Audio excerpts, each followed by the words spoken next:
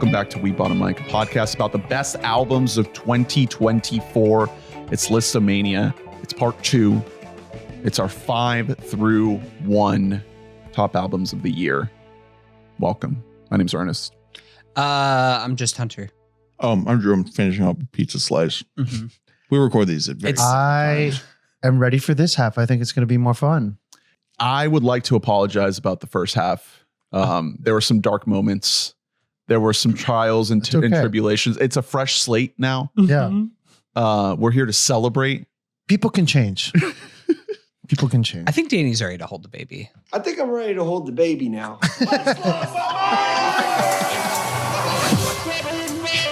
We're here. Shout out to Ezra. Happy 2025. If you did not listen to part 1, we did our 10 through 6 favorite albums of 2024. It's the top half of the list. If you're a heathen, all my friends are heathens. You just apologized to Danny. I can't wait to get the message like, Danny, you know what? 21 Pilots was catchy. It was. It really was. Danny, I'm out here telling you. I literally started it by saying like I admire that you're being you. Yeah, like that's what these Listomanias are for. That's what you guys were unnecessarily cruel. That's what you say to like your weird cousin who like moves into a van. God, you're like, I admire that you're like being you. Yeah, this is supposed to be a celebration, and we've wiped the slate clean. I feel like you're just here for the zip line.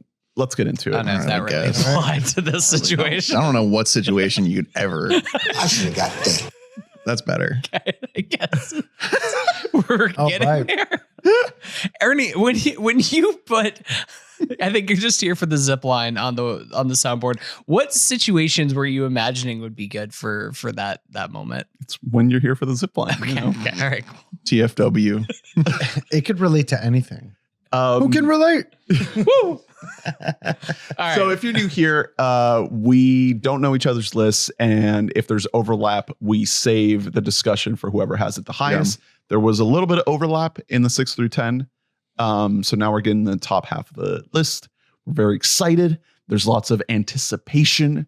Big year leading up to this moment. Mm-hmm. Let's get into number 5. We're lubricated and loose. Yeah.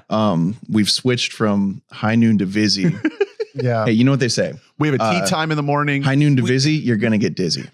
We do have a tea time in approximately 12 hours that we do have to keep in mind right now. That's and it's a walking course. Yeah, it's a walking course. Let's go, Thanks, baby. Nate. Let's fucking go. Jesus. Happy birthday. Okay.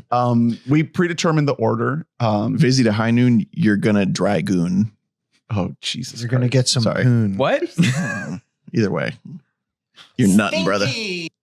Okay, that was a good one. Whenever he's looking at the soundboard, I get scared. I just get. I know I used to completely lose his I don't focus. give a rat's ass. Ernest is no longer listening. Trying so hard to remember what's on what button. I know. I labeled them. How many Vizzies deep are you right now? I 3? labeled them. People can change. 3, 4?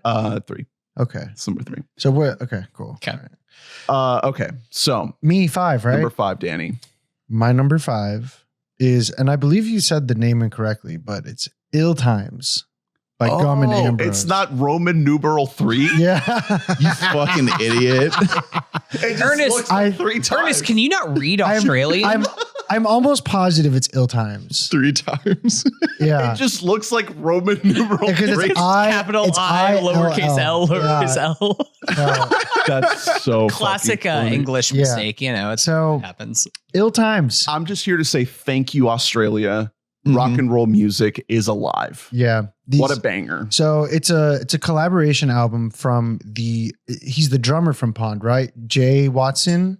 And then he's a Tame member, a touring band. He's also that. He's the drummer for Tame as well when he performs live. Yeah. Did you know that Tame Impala was just one guy? Oh my God. What the Wait, I didn't know this was a guy from Pond though.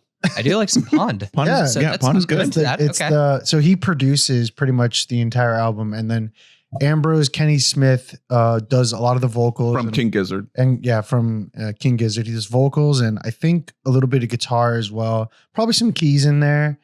It's a good album. Fucking great album. Lyrically, it's nothing too deep. It's very like surface level things. One of the lyrics that did hit me a lot was the opening track for Dud. Mhm. It's a song about Ambrose's father. And the end part, I think his father wrote one of the verses before he passed. And Wow. Ambrose sings them. So like, I think it's the second verse. And then the end it's the last verse. And then right before the last verse, Ambrose has this line that like really resonates with me. It's like, Father, Father, I bid you adieu. And it's like, Father, bid you adieu. Oh, Like it's it's tough. But overall, the album just really good. And there's a reason it's higher than the King Gizzard album this year for me. It really hit. My friend recommended it and I was like, okay, side project. I liked Murlocs, but this was phenomenal. It was a really good listen. It's like trippy pop. I don't really know how to describe it. It's kind of like psychedelic, but it's like poppy almost. It's in the same slot that you'd find like the Flaming Lips or whatever. Right. Like, it's like catchy psychedelic. Well, it's in the same lane of what these Australians are doing. It's an offshoot of a lot of the same sounds that Gizzard has been playing in. I mentioned the Pipe Eye album as well. It's all in that same stew of just like rock and roll in the 2020s. I think cooking out there, Shiana. For me, I think Minor Setback is one of the best songs of the year. Incredible song. Yeah. Wait, is that the Father Father song? No, that's Dud. Sorry. Minor Setback is different. I meant Dud actually. Oh. That song, if the rest of the album was up to that level, I would actually like the album. I think that song's phenomenal. Yeah. So I would recommend that song if anything. But yeah, it's a really cool album. It's a cool little duo there. I think I might just look down upon the Australian people. Yeah. So I hate women. You hate Australia. Yep. Okay. What's your Australian count at? I think this is my third. Is this fourth? And technically 4 because like it's two guys from two bands. Yeah. Oh, so Pond also counts in this? Okay. We got to count all the guys from Pond and all the guys. And then King Gizzard has a King 2 Gizzard. count. And Gizzard has like 17 members in it. So that's something I can only assume. I'm just glad that while Kevin Parker is busy making an instrument and Gizzard is focusing on launching a label, we have someone to step in and carry the torch. And that's what this is for me. I know we got a Gizzard album this year. It was on your list. This to me is like the sound of the year from this crew. Like this is, if you're going to listen to one album from this collective, it's this one. This is like the definitive. I do think it's below the Drew bar if we double check. Oh, it's got to be. The listen. Well, no. One of the two of them is above. It is. And one is below. Wait, what was the bar at? It's 1 mil. Oh, wait. Oh, it's 1 way mil. Then below it's than way 1 below mil. that. It's way below that. Yeah. I thought it was 100K. Yeah. So it's below the Yeah, Drew me bar. too. I thought it was 100K. So it's Australia, but also below the Drew bar. It's actually 2 kangaroos. So- and then it's below the Drew bar.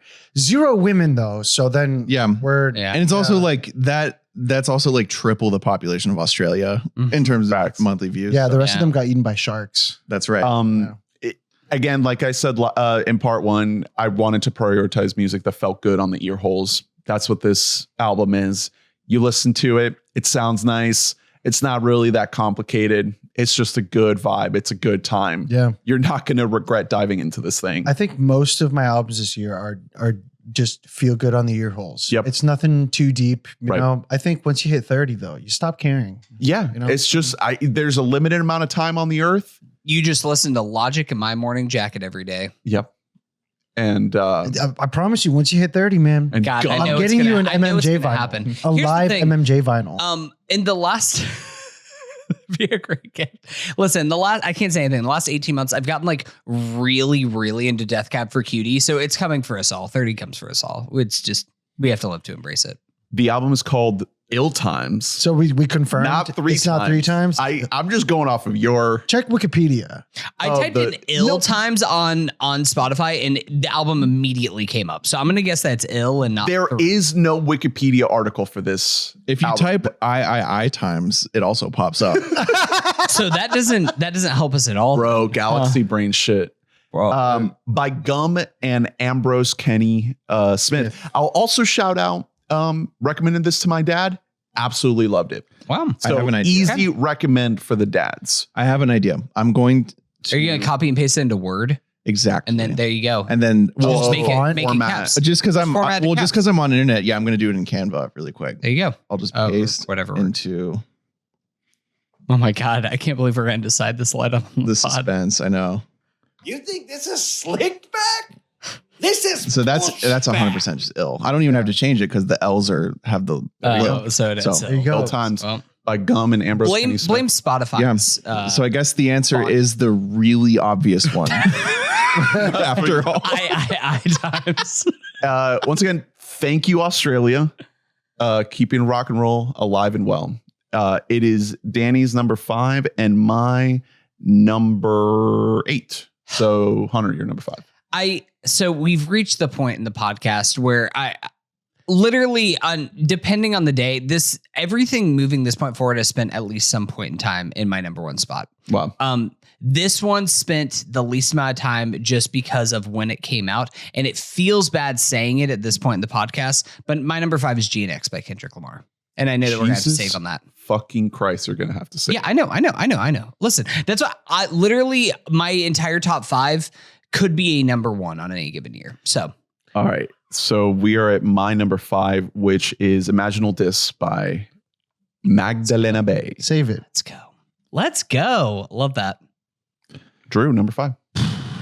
my number 5 is Only God Was Above Us. Save it. Which Save I that. Real quick. I knew we'd have to save. Vampire Weekend. Vampire Weekend's album from last So year. this is great podcasting. So we're moving on now to number 4. At least we got a little So Aussie talk in there. I'm back around again. Yeah. This is the second time this happens that we had save it's and now we're back to Full Dan. back. So I don't know how you want to do this because I'm pretty sure it doesn't necessarily qualify as a save it, but my number 4 is The Smile Cutouts. Do you want to wait and have this a whole discussion? Let's save it for a let's smile. save the Save smile. it, and then we'll do you did Wall of Wow, I Yeah. imagine. that's- okay. Yeah. I'm interested to hear. We'll lump that the discussion smile together. together. My number 4 was Cutouts by The Smile, and they released a second album this year named Wall of Eyes. Right. Which I selected. I think And we'll get there. I think I prefer Wall of Eyes. We'll talk about it. I'm okay. okay. We'll talk about Wow, it. guys. that's interesting. We'll get I'm much there. more in Danny's camp. Number 4. Wait, what was the second one chronologically? Cut out. Cutouts. Oh, no, I like Cutouts then. Cutouts Yeah, is sorry. the B-side. I thought Sorry, Wall of brother. Eyes sucked. No, Cutouts I'm just is kidding. Wall of Eyes is a great too. No, we'll talk about it. We'll talk. Hunter, number 4. My number 4. I don't think that we're gonna have to save it just based on the point in the show that we're getting to. My number 4 is Feeling Not Found by Origami Angel. Hey, Ooh. we're going to have to wait just a... Okay, let's fucking go, Just a brother. All right, let's do it. And what's your number 4? This is a short pod.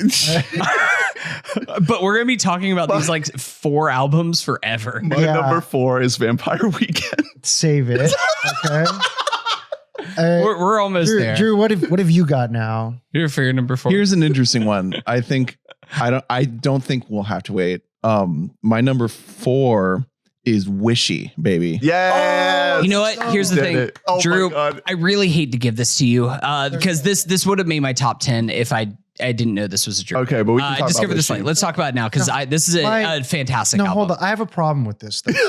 it's that Drew kept this from us. No. He did. You don't know. Any other given year, I'm not telling you about them until right now. Okay, so I let you in on them early. yeah, early in December. Okay, so this is what happened. When I was drunk last time, he was talking to me like, "Hey, you should put this album on your thing." I don't remember putting them on my 2024 albums playlist, and I finished the last album, and then it got to Wishy, and I'm like, "What's this? It sounds so good." So then I messaged the chat. I'm like, "All right, which one of you recommended Wishy? Because this shit rocks. Like, this is so good." And Drew's like, "That'd be me." Check their What's monthly the listeners. what's And the that is- monthly listeners on That is, by Wishy? the way, that is the face I made when I said that in our group chat. They're at 200. I do want to say it's not under 100K, so no, Doesn't quite it's qualify. pretty One knows the mark, mainstream. though. It's no Pretty Matt mainstream. Carreques. Yeah, Yeah, phenomenal album, dude. yeah, it's a great one. 777 is the name. Unreal. It's a fucking debut album. Wow. This is a Let's band. go. So yeah, this is an indie shoegazy pop band from Indianapolis. This is some of the freshest stuff I've heard in years, and I'm so excited about this band. I really am. Just because they're starting from this point, like it's phenomenal. It almost, so like we were talking, like we've talked in the group chat about like what, like sort of bands in like areas that it like harkens back to. Cause obviously the biggest is going to be shoegaze. It's going to be like My Bloody Valentine and all those bands. But there's like you were saying pop punk when we were talking about it, which is very true. There's an amount of pop punk in there, like almost early 2000s. It reminds me of a lot of like late 90s, like early 2000s bands that are like you would call pop rock, but almost like garbage, and like Stereophonics, if you go back and listen to them. And then if you get back like into the later 2010s, for some reason I see a lot of Group Love's first album in here, even though it sounds totally different, but it's a guy and a girl who are both on a lot of tracks together. And it's a band that's really not afraid of love songs in a cool way. And I think a lot of bands, modern indie bands, really struggle with love songs. They struggle with like sort of opening up in that like emotional way, but like that's what this album is. And it absolutely fucking rocks. So it's like all those bands we mentioned, but like through the filter of like like a classic shoegaze band. But it's fully synthesized into something totally new. It's not just like influences. It doesn't feel derivative. No. In any way. And also as an album, it feels so cohesive. Every single song is great, but in its own way, but it all sounds similar enough that it's of the same album. It's everything I look for in an album. Like it's so perfect to me. It's a Drew band. Yeah.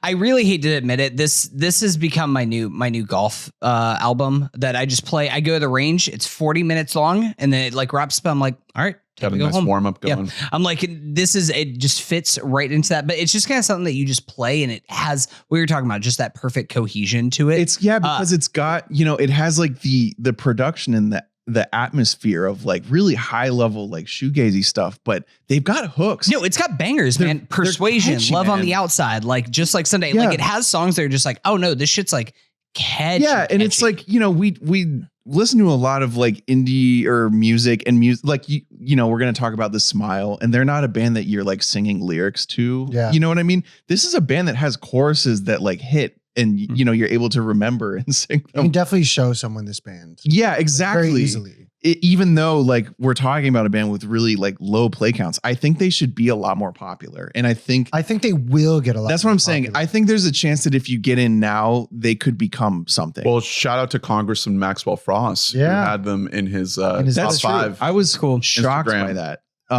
They've gotten some love, like like on certain like year-end wrap-up lists, but I don't think nearly enough. I think this is a really, really impressive debut album. One of my favorites in years and years and years. It has the thing too of a lot of like almost like Pixies type bands where like depending on which singer is taking the lead in a song, they do have different vibes. Exactly. But those two vibes fit together great. Right. Her vibes when the female lead takes over for a song, it's a lot more of like a Y2K, like slowed down, like almost like Mazzy Starry, like pop music thing. It is funny. And those songs rock. And then the guy I think is the lead on the majority of songs. And he's got a little bit more of a hard thing, a little more 80s harkening stuff. It is funny that just like, it's a thing of like passing of the time of everybody just calling on different influences from different points in time. Between this and Fontaine's DC and a couple other albums that didn't make my top 10 that I like a lot of harkening back to that Y2K sound. Like that has now become like a very influential sound for especially like indie artists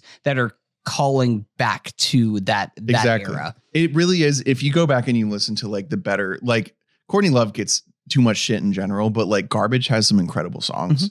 Them and like a band like Stereophonics, you'll find like the seeds of a lot of this stuff, and it's really, really good.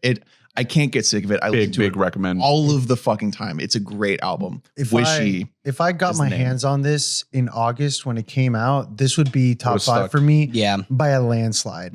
Like it's a really good album. It's extremely catchy. It's got like the perfect guitar. The drums are awesome too. Yeah, it's great instrumentation. It really is. And they did one of my criteria for like whether I like a band or not is how they perform live. And I did the YouTube search on how they look live. You were like on top of it, like immediately. You're like, you guys seen this band's like their audio tree yet? Dude, they're so good. Like they really are. And it's awesome that this is their debut. Like that, like, cause it's exciting. it just means that they're just going to get bigger and bigger. And I think we're really in the range of them like potentially coming to Orlando in a very small venue. Well, you'll never get to see them in a small venue. Yeah, like maybe the Social or something. Yeah, like, or Beecham. Give me the Abbey. Let's do it. Yeah. Let's fucking get It'd be awesome, but I think they'd be Social or Beecham first. But I think it's coming. Either opening for someone or on their own. Yeah, and it's one of those. It's hard to predict with modern music because bands are able to do whatever they want in a way more than they used to be. So they could evolve into something totally different, and maybe we lose a little bit of interest. But this album, to me, like it has something like a very special quality to it. I think this is a band with like a ton of potential. There is a tour announced. It looks like there are no Florida. There's no Florida dates. I think it's Atlanta. They're in the middle of a tour, I thought. Oh, I guess I guess we're in the last leg of the so tour. Who knows? The next tour I think is going to be more expansive because this album is getting some clout now. You guys want to go up to Boston next week? Hey, to see them? Yeah. I didn't talk about connecting to my people, my homeland. All right, Wishy 777. Hunter thinking that everyone in Boston speaks with an Irish accent. Oi, go Patriots! Am I right? You go to Boston, and you're like, "Could you tell me where the pub is?" Hey, They're like, "What the fuck?" I was just there. They were. It was guys in nuns robbing Fenway Park left and right. Yeah, that sounds about right. Yeah, once a day that's happening. Yeah, 777 Wishy is Drew's number 4. Danny number 3. Top 3, baby. I don't know if this is a save it still, but Only God Was Above Us by Vampire Weekend. It is also my number 3. All right, let's get into it. No one else has it, right? This is my number. We've all mentioned it. Number 5. What's it for you? 4. Okay, all right. So we're all top 5 here. Danny, you take the lead here. I mean, it's your 3 as well. So for me, I'll just do a broad overview. It just feels like an elegant, tight album that still feels raw. Yeah. I don't know how to describe it. It's like it's loose and refined. Yeah, it's like it almost sounds like it should be like overproduced just because of like how much is going on, but it also just feels like this is like their 5th time running through it, and like that's it. They didn't spend years on it, but like I'm glad that it felt like they didn't spend years. They did. That's what's great. Ezra's father. Ezra's superpower is that he's able to jam so much different shit into one song and have it still sound very cohesive. All over the world, Yeah. like different influences bringing in here. Yeah, it's unbelievable. And that is like the most shown on this album compared to any of their others. So I'm kind of at a point that I don't know if this is my favorite yet, but I think might be the best Vampire Weekend album. I think that this might just be like the perfect coalescence of kind of what we're talking about just like the refined nature, but almost like this, they've completely shed off the like boyish affectation that I think that they had in a lot of their earlier stuff. It's more and even through Modern Vampires. But it's still album, very fun. Even Father of the Bride was my album of the year in 2019, wherever that came out. But this album has almost made me see flaws in that album. It's a little baggy. Not even just the bagginess, but it's almost too polished. Where like I really like the balance that this album strikes. Nothing feels too loud. Everything is just adding on to the giant sound it's portraying. Exactly. Right. It's something that it's noisy, but in all the right ways. And it's something that it takes me back to, I remember like around 2014, 2015 or so, whenever it was announced that Rostam was leaving Vampire Weekend. We're worried. And honestly, I kind of thought Vampire Weekend was done. Like I was like, Rostam went and he helped make a couple songs on Blonde, and it was like, oh shit, was Rostam the talent behind Vampire Weekend all along? Like, oh fuck, we might not ever get that. And then 6 years passed until they made another album. So like, it kind of just gave up on them. But between Father of the Bride, which I still hold is like an incredible album that I absolutely love, and now this Vampire Weekend they're not slowing down, man. They're like at the peak of their power and still trying new things. Not really though. They've lost so much popularity. Well, not popular, but I'm talking about creative. Oh yeah, like as a band, like for us that have liked them since then, they're higher than ever. People are like, go play A-Punk, right? And you're like, they are so far evolved beyond that. I mean, some of the things that Ezra is doing instrumentally here, it makes that self-titled look like the tiniest little speck. Do you know how many? This is such a big album. Do you know how many people were on stage when I saw them perform live. Like 10. I want to say it was like 10, and some of them had multiple instruments. Amazing. Yeah, Like, so so it's like some an of them Arcade Fire were thing. We're manning like 3 Well, instruments. there's something I found really incredible about some of these songs where I could tell that there was an insane amount of precision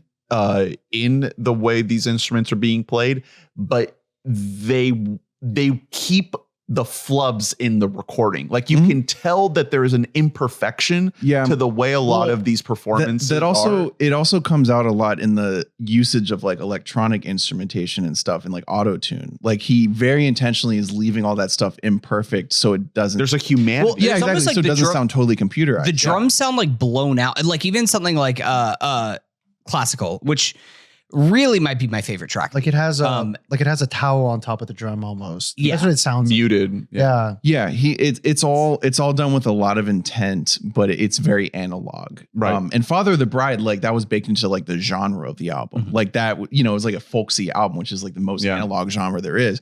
This is like using every technique in the world, but to make something that sounds still human. Well, Father was exploding with so many ideas. This kind of is, but it feels way more restrained. It's only 10 songs. Like you can tell that they are being very selective with the sounds here, and it still feels like it's bursting at the seams. Like it's somehow incredibly packed and also concise. I love the hell out of this thing. Every single track on this is it's a banger. no skip. We knew what we were in for when it got announced that they were doing an album. We were like, this is going to be a problem. It's just, yeah. It's a rare, I mean, Ezra is like a rare mind in music. Sometimes I think it limits him how dedicated he is to like structure in his songwriting. Like it's all so even if like that's why I like the song, because in the production he's letting things be imperfect, because like in terms of structure and writing, he will not let things be imperfect. Like he is every progression has to resolve itself before he moves on. In that way, because he's always been, especially because of their first album, been compared to Paul Simon. Like he was taking a lot from Graceland when he did their debut album.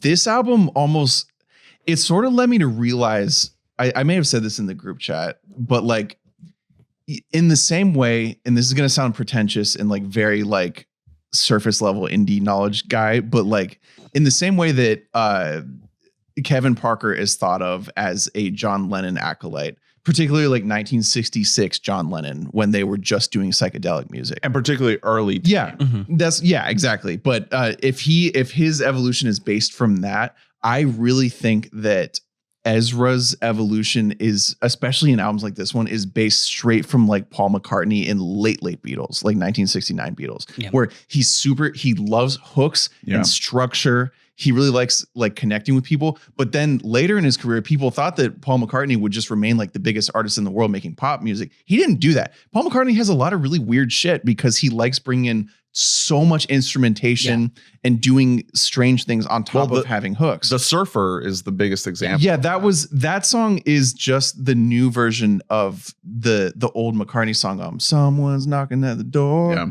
It's such a similar song. Rostam is on this. He's credited. That's cool. They brought him back. It's just they're like he's drawing from a lot, but like it has that structuralism of like the McCartney wing of Beatles, but it has that classic element to it where all these songs just sound inevitable. Like they sound like they should have existed a long time ago. Yeah. It all clicks. Yeah, it's very satisfying. It's so cool what he does. But it's also really complicated because like he is still like the prep school kid. Like he is still, like the Ivy League fuck that everyone used to make fun of, and everyone that hates Vampire still makes fun of. But Modern Vampires is like, that album isn't that fun. This album's fun. Well, that's what I'm saying. And that also, to me, that was like the peak of them being too preppy, in my opinion. Yeah. That's actually my least favorite album by them. They're trying to be too serious. Which I know that's a lot of people's favorite. Yeah. It's still good. And but it's still, I love all of their albums. And this album has songs that would, if you were to place them in old albums, they would go in Modern Vampires, like Capricorn, because it's so string section-y. And it's slow paced, but I think it's better than anything on that album. Yes.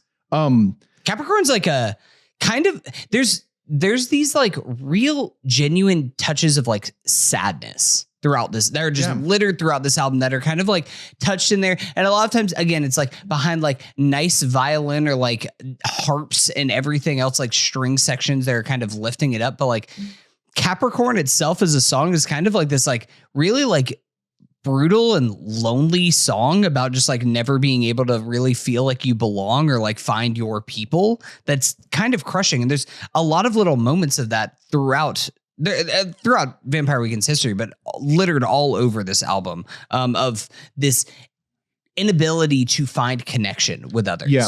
And isolation. Exactly. And I think, I don't know, that's why like the mix of like insanely complicated and also simple works well, because it works in harmony with like the lyrics that he's singing. The chorus of Connect is a 15 chord non-repeating chorus. Oh yeah. That is so cool. Like, I counted them. That's fucking crazy. And especially to have a song that's not like bad, like it's not obnoxious or too complicated to enjoy. It still has like a poppy element to it. He's able to do that in ways that no one else can right now. Baller. So yeah, even though Baller shit. Like, even if it's not my favorite album of the year, like every time he puts something out, it's like you're good at everything. I will say this album spent the most time at my number one of the entire year. It's just kind of front the back. It's old reliable. Same here. Yeah. Now that I think about it, it was at number one for a majority. I mean, it came out in April. Yeah. I also got to say, I haven't brought it up until now, but my cancer journey, my chemo journey started when this album came out. This album came out the day after my 30th birthday. Holy shit. Which was right around the time I got diagnosed. Yeah. And I was trying really hard to like separate that heaviness from my ability to enjoy like a new Vampire Weekend album. And I'll never forget having a moment where I was at the beach trying to enjoy my birthday. And I kept thinking like, man, am I ever going to get a moment to like actually listen to this thing? Or is it just going to fall to the wayside? And I put it on, sitting at the beach, watching the ocean, and it just fucking hit. It fucking clicked so well. And like I keep saying, it feels good on the ear holes. Yeah. It's just a good time. My wife describes it as jolly rock in a bad way. I describe it as jolly rock in a good way. Yeah. Honestly, I like jolly rock. If she had not said that, I might have it higher on my list. But that did Jolly Rock like break something in your brain? That devastating burn. It destroyed them. They haven't recovered. Yeah, I mean when you hear dun dun dun, exactly. Yeah, it's certain songs in particular because classical is like. It's like the best possible version of like Unbelievers or something. Yeah. Because Unbelievers got way too much play on like the Lorax trailer or whatever the fuck. You know what I mean? Yeah. Like they were very willing in the 2010s to sell their songs to commercials and shit. And that led to overplay. And hey, and you know what they sell themselves now to? Well, Ezra in particular, the country of France. Because Ezra is an honorary Frenchman, and we salute him. Shout out to Phoenix. Oh yeah, he performed at the Olympics. He got brought. He was the only like American who was allowed to do anything involved with France. But they're like, bring Ezra up here. Yeah, we can't do Daft Punk, but we can do Ezra. What's this? We got Phoenix and Ezra. They didn't have Justice, which I thought was weird. It's like at least bring on Justice. They know that Americans don't give a fuck about Justice. Phoenix rocked it though. Yeah, Phoenix did rock it. Any last thoughts on Vampire Weekend? I mean, the opening song, Ice Cream Piano, just every it song, really fuck the world. It starts off just like getting you ready for the action. You know, like I loved it. I really love Hope, which was like probably my least favorite song on the album. Like whenever it first happened, because it's just like kind of long. It's almost feels like an outro as you're leaving the theater kind of song, but. Vampire Weekend they have a really good way of ending albums. Like they really know how to tie a button onto the album to bring everything together. I think my favorite one, though I said negative things about it before, is Jerusalem, New York, Berlin, of just the best on Modern Vampires. Yeah. But I think that throughout their whole albums, the way that they start and end an album is always very interesting. I think my personal favorite is still Contra. And then I'd probably put Contra is number one. This is my number two. Yeah. Okay. We're on the same page. Yeah. I feel like Contra, it captured that youthful silliness. Contra also, I have to perfectly. take out my own nostalgia for Contra because Contra is like the first album. It adds on to it. Yeah. I will say when I saw them live, Hope was the last song they played before the encore. And the cool thing they did was that they had one member leave before, like they would do a measure and then one member would leave. And then like they just kept playing, but then another member would leave and they just keep repeating. So it was like 27 minutes long. It was pretty long, honestly. It was like a long time. Well, it was just like, it was just so cool, like seeing like that like come to an end. And then they came on for the encore. But yeah. Only God Was Above Us by Vampire Weekend. My number 3. Hunter's 3. My 4. And Drew's 5. Was that going to be? Oh, no, that's not our highest. I get it. So far it is, but we're going to get there. All right. So we're at my number 3, which is The Smile. So we can get into it. All right. I went with Wall of Eyes. I love Cutouts as well. But to link it back to my chemo journey, I had a very hard time listening to music when I was fucked up on chemo. I feel like this would be a really tough album to listen to during your time in chemo. Tom York was the only voice that brought me like back to center. It's such an eerie, like Wall of Eyes specifically for me was such an eerie and like, so thematically this album is like better. Like, I think this album has such a theme that carries on throughout that really carries and like builds up to like so many big moments that like just catch your ear, you know? And like, it's so dark and melancholy and mysterious to me. And it was my number 2 the entire year until Cutouts came out. And that was when Cutouts became my number 4.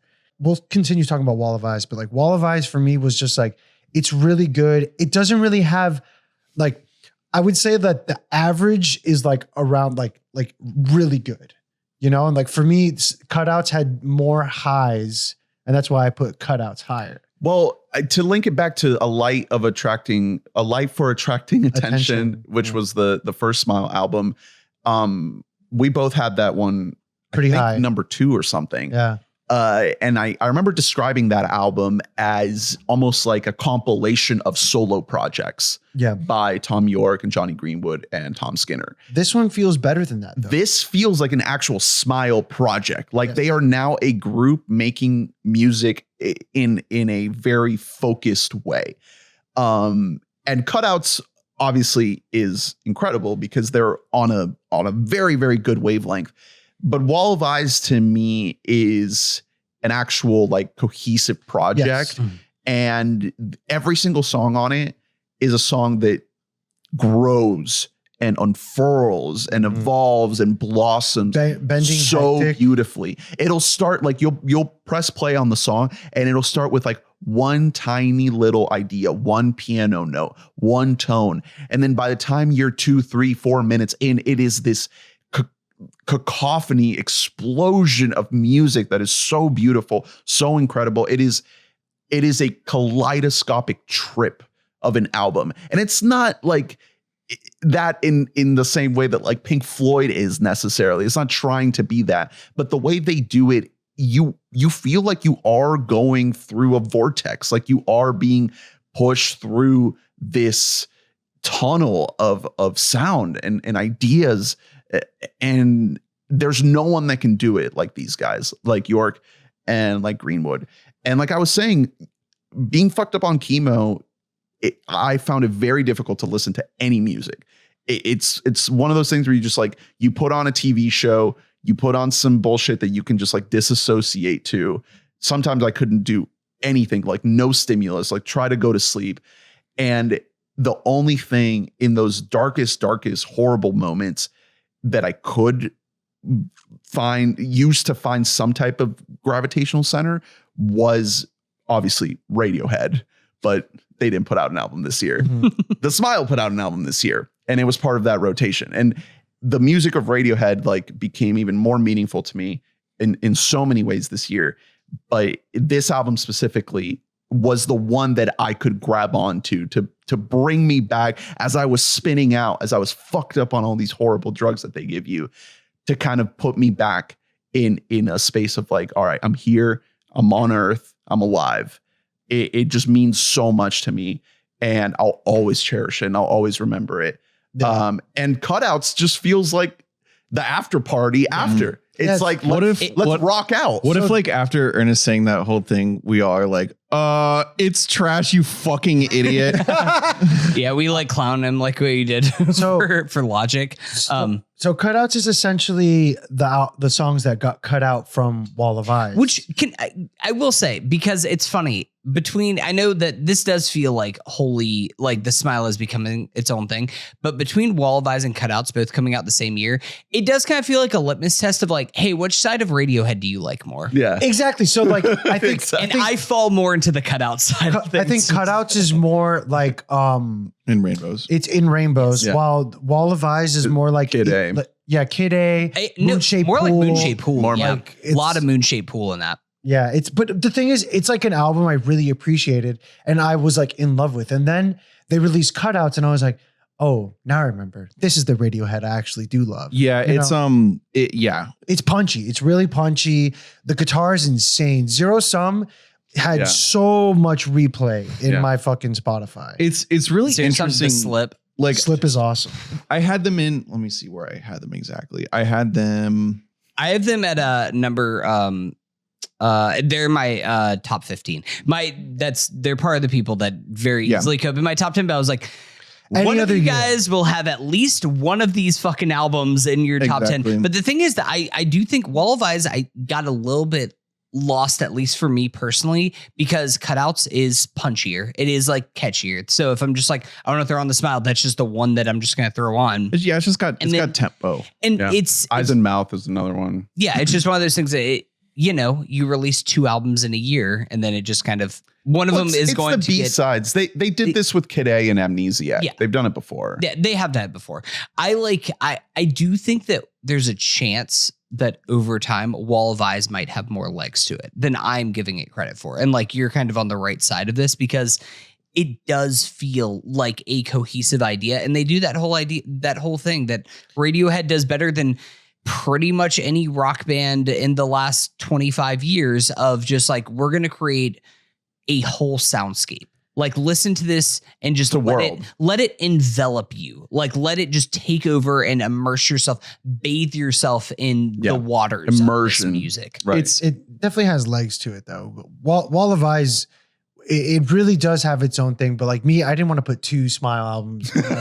Well, that's fair. Like a fucking idiot. So I picked one and like what like else the year that you guys they're not put Australian. The year that you guys also put not 3 Australian. fucking Gizzard albums on your top 10. Jesus I've only put Christ. one. I only put one. I always do one. It's like, both albums it's just crazy, like advanced music. Yeah. Like it's music by like hardcore musicians. I've been doing this for so to the point that long. I think that might be part of the reason they, they're like in my top 20 easily. And I love the Smile, but that might be why they don't go higher for me, because I find it hard to like sympathize with it in terms of like if they're playing this music, they have to have it like the notation written down, because these songs are too complicated to just remember. There's a clip of the Smile performing live, and Tom York is asking like, "Hey Johnny, start the song," and he's like, "What song?" He goes, "I'm scared," and it was the beginning of Zero Sum. It's fun. Yeah, it's complicated shit. Like it really is from like a musician. Fucking Johnny Greenwood was too scared to play his own song. Yeah, it's so intense. Seeing the Smile live was such an incredible experience. Of like, just seeing Johnny live is like one of those kind of moments of like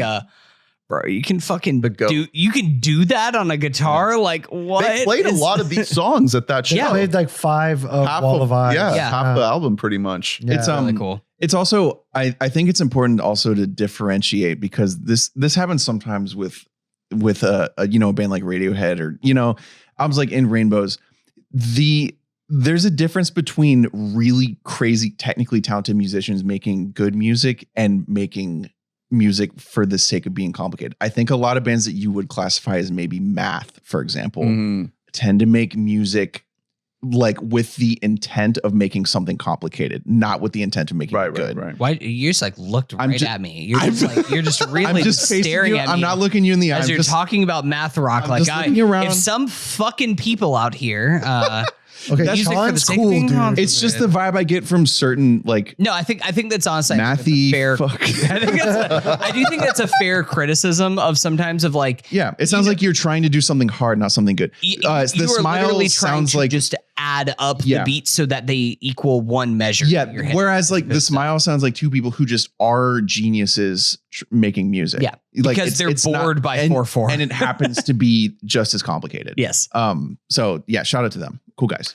Apparently, Johnny Greenwood has said that Cutouts is not a B-sides album, that it stands on its own as a Maybe it's because project. it like they started great, just man. jamming with it, and then they were like, "Oh shit, this kind of rips. We can't." It's just like there's This more isn't- tempo The and more thing is, drums in it. There's some basically. songs that definitely feel like I think like I would say like 5 songs got cut out, and then they just added like another 5 songs Yeah. that were like loose. Well, I'm glad they're doing that. I'm glad that they're playing enough to have a And let us have catalog. more. Right. Yeah, just keep it coming, man. Yeah. Let's go. It rips. If we never get a Radiohead album again and we can get more Smile albums, like I'll be fine with that.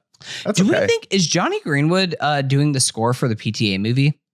I think so. Okay, I didn't know. Listen, Johnny's like a busy guy. Did he so- do Licorice Pizza? There wasn't a lot of score did in that he movie. I know he did Power of the Dog was the last big one that he did, which is a great score, and then Phantom Thread. He hasn't really. He did. I don't know what this movie is. He did a score for something called.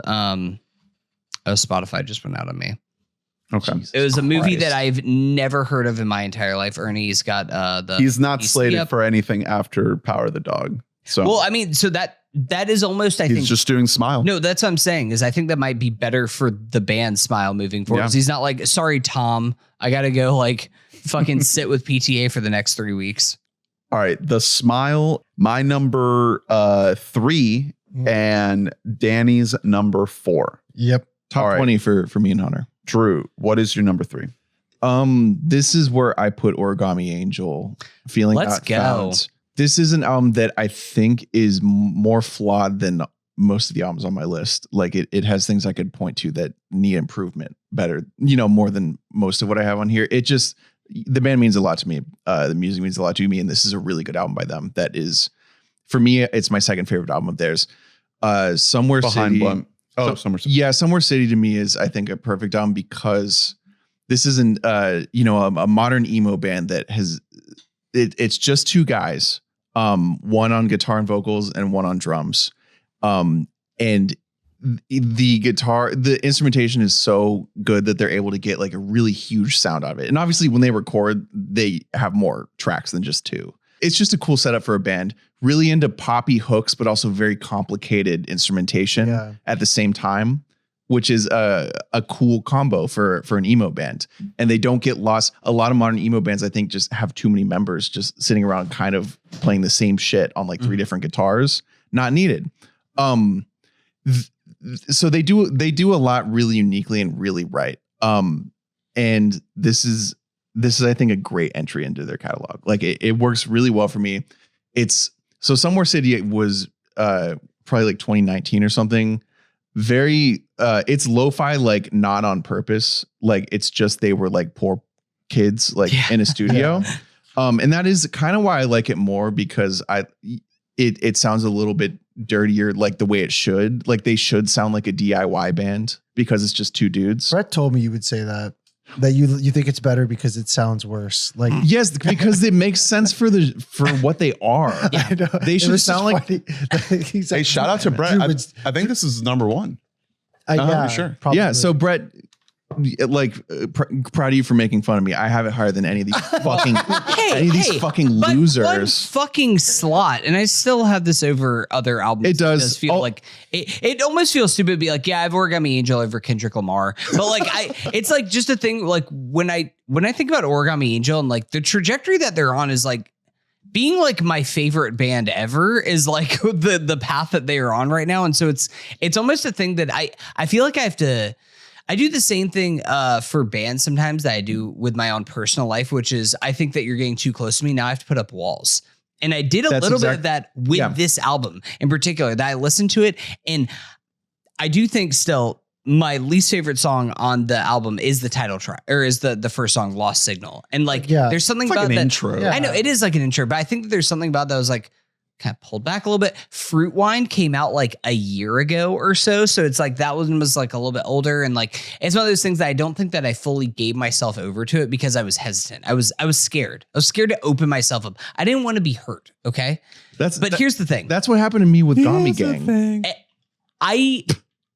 It's really just Hunter saying that over and over. It's just, can you just get me saying here's the thing, but edit it into the Fontaine song? I think that this album I don't think that I like it as much as Somewhere City or Gami Gang, but I think that this was the best step for them to take as a band. I think that Gami Gang, I love it because it feels raw, but in a different way than what you're describing. It feels not raw in a production way, but raw in a songwriting way where they're just like, I just have all these ideas and we're just going to fucking release them all. Like, I can't stop writing all of these riffs, all of these ideas, all of these like lyrics that I just want to get out there on the screen.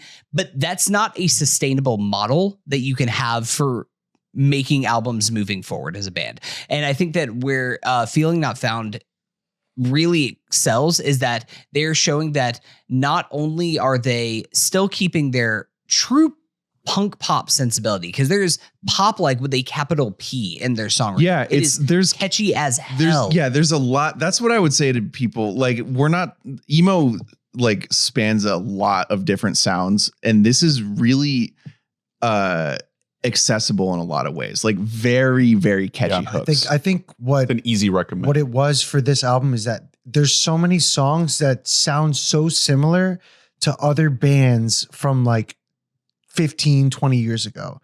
Like, there's a lot of songs in there that are like very much Blink, like very much Newfound Glory.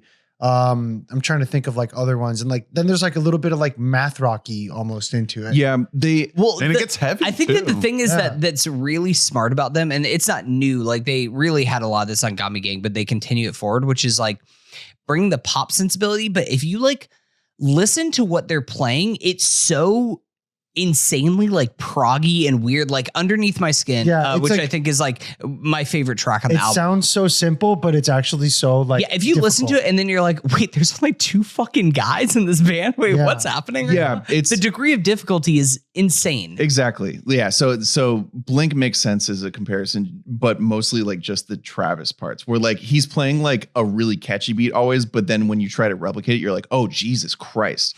Origami Angel is like that, more so with the guitar, also with the drums, but like these guitar parts are insane. One thing they like to do a lot is have like, sort of a more hardcore riff as like the main riff, but then verses and chorus are both very poppy. And it creates this balance. They started doing that on Gami Gang, and I think it works pretty well. Like you said, we're critiquing this on a different plane, you and I, because we both connect really hard with this band. One thing, it's not just the low fineness of the sound of Somewhere City. I think it works because it sort of obscures. It doesn't make it so the lyrics are the most noticeable thing. And I think that when they are, the song is weaker with them. That's what I'll say.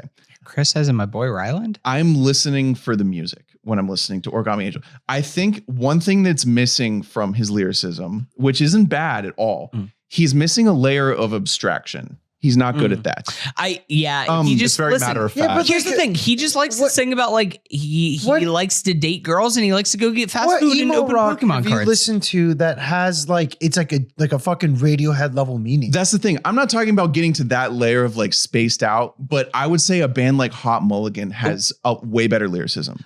I think they really. I would agree with that. No, honestly, because it's approached from it's the way it's approached like.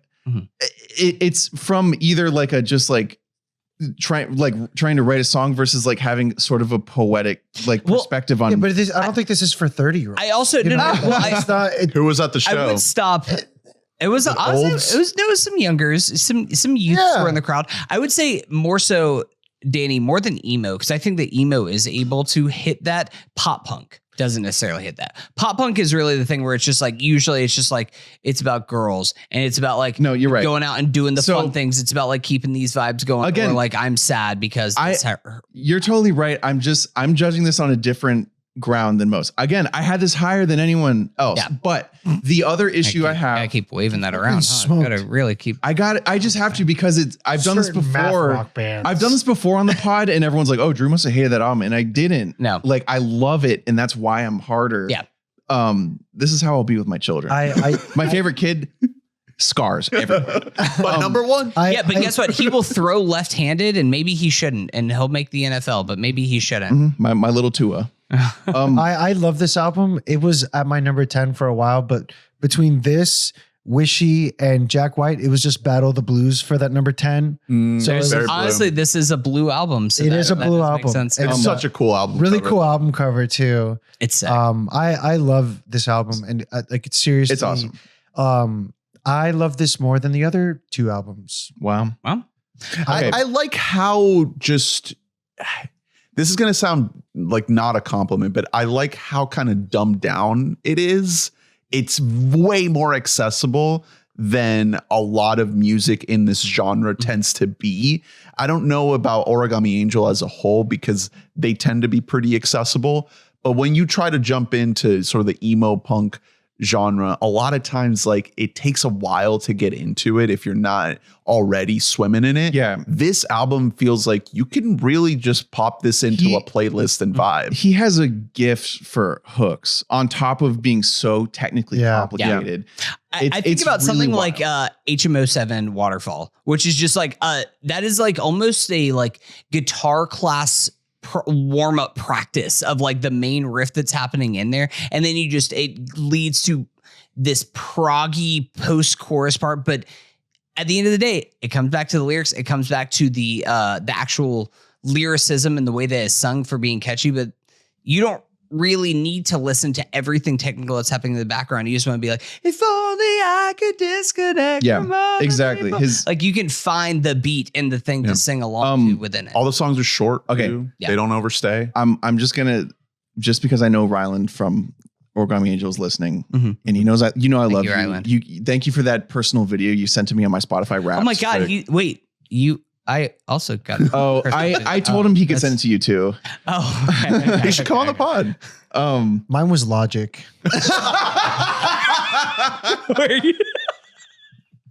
He's like, brother, step back from that ledge. No, you gotta die today. I remember it was like, thank you for listening.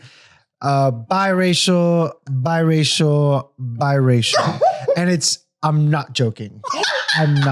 Swear to God, I'll find a clip of it. He said in a row. But he had a great album. And does it lead with him saying it live? Because he's just like, I said biracial 3 times. That means that I think he says it like 3 or 4 times. Yeah. Okay. That is so. Okay. Last critique. I don't want to end on a negative note. Again, lyrically, it's not just abstraction. This is just like a general thought I had while listening, because I was trying to figure out my issue I always bump on with his lyricism. It's okay to be as earnest as he is and as simple as he is. When really great songwriters are writing a song, they think about the way the words sound, like their character as a word, not just what they mean. Exactly. It's why like iambic pentameter is a thing. You know what I mean? It gives you a cadence without even like having to think of rhythm. It's just how words sound. He does not do that. Yeah. He is just trying to fit words into his pattern. And so sometimes you end up with a word that like, even though it's what he's trying to say, it doesn't sound good in like the place it is. I do wonder how I guess like this applies to a lot of people, singers in this genre, but how he can get like the incredible tonality with the singing and screaming. Oh, dude, it's it's nuts. The singing, the screaming, and also riffing on something that is a different tempo than what you are singing or at the same time. Yeah. Insane. Like honestly, watching him live is just like, I just fucking marvel at it, because I'm like, the level of difficulty that you are operating at right now. Yeah, because he also has a crazy high register for a singer. Like he has crazy range, like a super high voice. It's a lot like the guy from Fall of Troy, who is also their lead guitarist, where it's just like, Thomas Eric. How are you doing both of these these fucking things, dude. Like that's crazy. Claudio, I'm joking. He sucks. Whoa. He didn't deserve that. Get off the island. You cannot say that Claudio or that Coheed are untalented. You cannot say that, at least. You have to at least merit that. You're not invited to the cruise. They're proof that talent is and everything. They're the Coheed cruise. So anyway, I think that over 1 million monthly listeners on Spotify may disagree with you. Actually, I don't think it is. Oh, Coheed? No, I'm talking about Origami. Coheed, yeah. All right. Origami Angel. Drew's number. Feeling Not Found is Drew's 3 and Hunter's 4. So we're back to number 2 for Danny. Oh, there's going to be like only overlap from this point moving forward. I don't think so. Oh, not for Danny. He doesn't have think- fucking Brat. Yeah, I don't think I'm the only one. I think I'm the only one with this. Chromakopia. Yeah. Almost made my list, but I had to cut it. Tyler, the Go for Creator, Chromakopia. I'm glad it's here. I knew I could count on you for it being here. It's this might be a hot take. I mean, everybody has like different experiences with it, but this is my favorite Tyler album. No, that's facts. Whoa. This is my favorite Tyler album. It's really good, man. It beat out Flower Boy. Flower Boy was sitting at the throne for a long time, but when I listened to this, it was a culmination of memories that I've had with Tyler that just really it's like sitting down with him and he's telling you what's happened to him. Right. You know, for real this time. Yeah. And it's a really good album. I mean, it kind of starts with like him being this like all powerful being, you know, like Saint Chroma. Yeah, Saint Chroma. And that he's just like, he's the baddest. He's so famous. He drives these nice cars. And, you know, it goes right into Ratata, which like, he's like very braggadocious. He's talking about like how cool he is. You know, all the women that want to be with him, blah, blah, blah. But right after that, it starts to get deep and he just gets right into it. A lot of really heavy personal stuff. So he talks about being paranoid as like being someone who's famous. He talks about how he doesn't think he can just fall in love with one person. How he's in love with so many different women and men, and that like he can't becoming a father or the thought of becoming a father. He can't choose just one. Darling, I keep falling in love. Then Hey Jane is like such a fucking like heart-wrenching song about getting someone pregnant, whether to keep a baby or not. I Killed You is kind of like a metaphor. He's talking about his hair, but at the same time, he's talking about his heritage, where it's like he got rid of that side of him, and he like vibes more with like the white, like, you know, the white people. Yeah, but he's trying to connect with his like African American roots. Obviously, Sticky, banger. Everyone loves it. Yeah. Oh, you skipped over Judge Judy. Oh, Judge Judy, and I won't judge. Yeah, it's just like this whole album, like. The production alone feels like such a nod to early Tyler. Yeah. Like it's very much like just him, but done in such a way that it feels so like powerful. And like he works so hard on it, from the chords to the beats to the dude, he is popping off on his playing on the keys has never been better. Mm-hmm. There are stretches on this thing. I feel like probably the end track, I Hope You Find Your Way Home, he has this extended run that he does with no rapping, no singing, and it's him just going off on the keys. Yeah. And it's some of the best stuff he's ever done. It's seriously like I remember listening to the singles just hoping that I would like it, just because it hit us by surprise. It was like, oh fuck. Yeah. What if it's after after a packed year, like, oh my god, he dropped this in October, late October. So this one was the one that I was alluding to that I could have used more time with, because Kendrick dropped like 3 weeks after this or something, like within a month, and I feel like I was just starting to get into this, and then I had to drop it, and I actually just was able to pick it back up in the lead up to this episode, and it climbed back up my rankings. It's actually my number 11 right now. Yeah. But I've had Kendrick just on repeat, and I hadn't found time for this album. I know, I get it. It was such a packed year, but for me, like, since I had so much respect for him leading up to this, like I first got into him in 2010.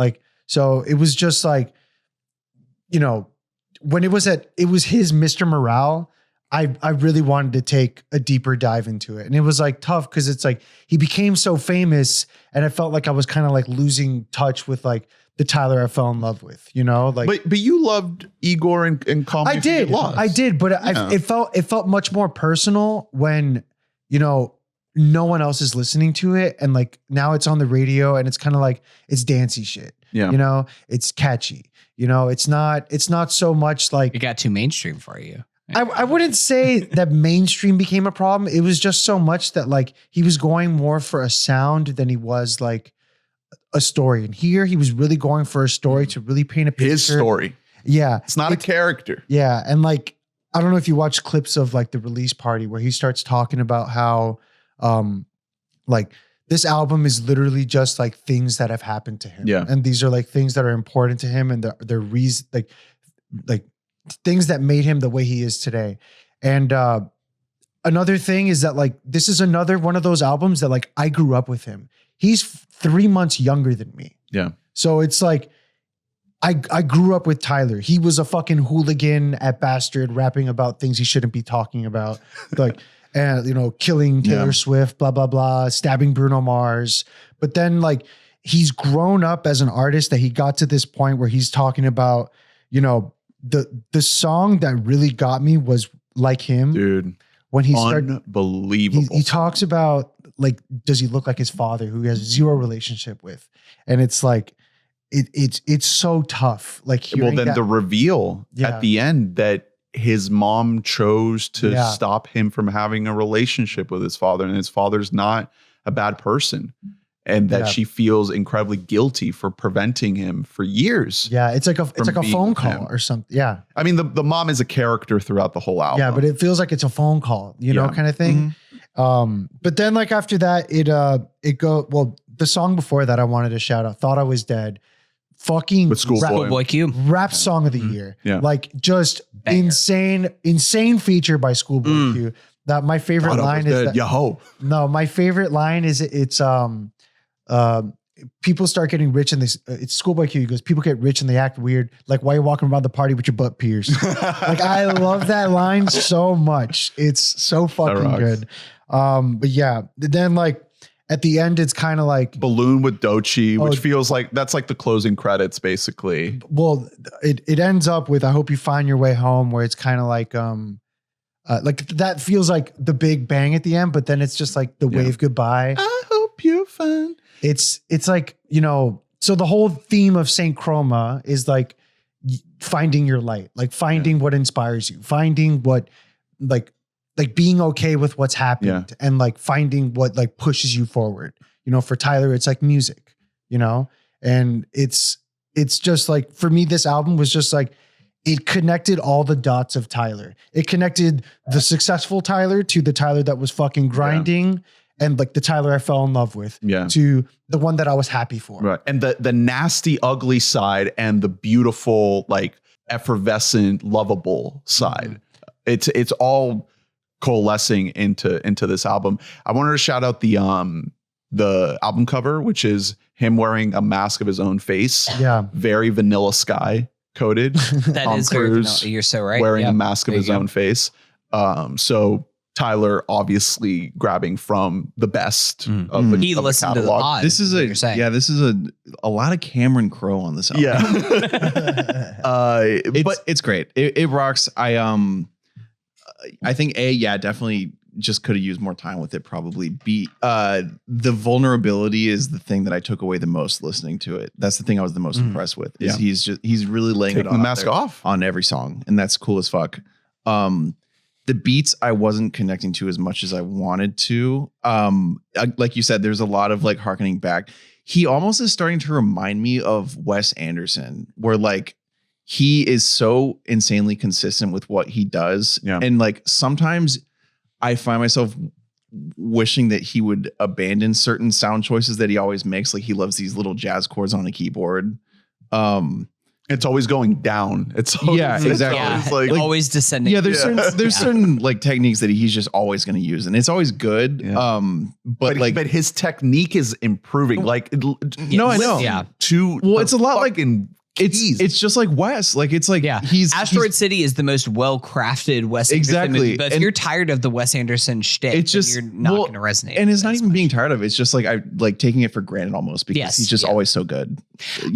You having it this high and really speaking about it so eloquently, definitely I need to go back and listen to this album because I think time will be very kind to this album. I did not give the story of this album as far as the vulnerability enough credit when listening to it because I think similar to what Drew said, I did not connect with this album as much sonically. So like, not to say that I didn't like this album, but like compared to his last, especially compared to Flower Boy and Igor, which I'm so sorry to admit this, but I have to give Ernest his flowers. Igor has become my favorite Tyler album over the last few years. That was my number one. So Igor, Flower Boy, but even Call Me If You Get Lost, like the beats on all of these things are insane. And Chromakopia didn't quite hit for me on definitely, first listen. So like I said, it was like, it's a more of a nod to his like early production. Like we know DJ Drama did a lot of really did not listen to Tyler pre-Flower Boy. Oh, so no, I completely understand. And it's like,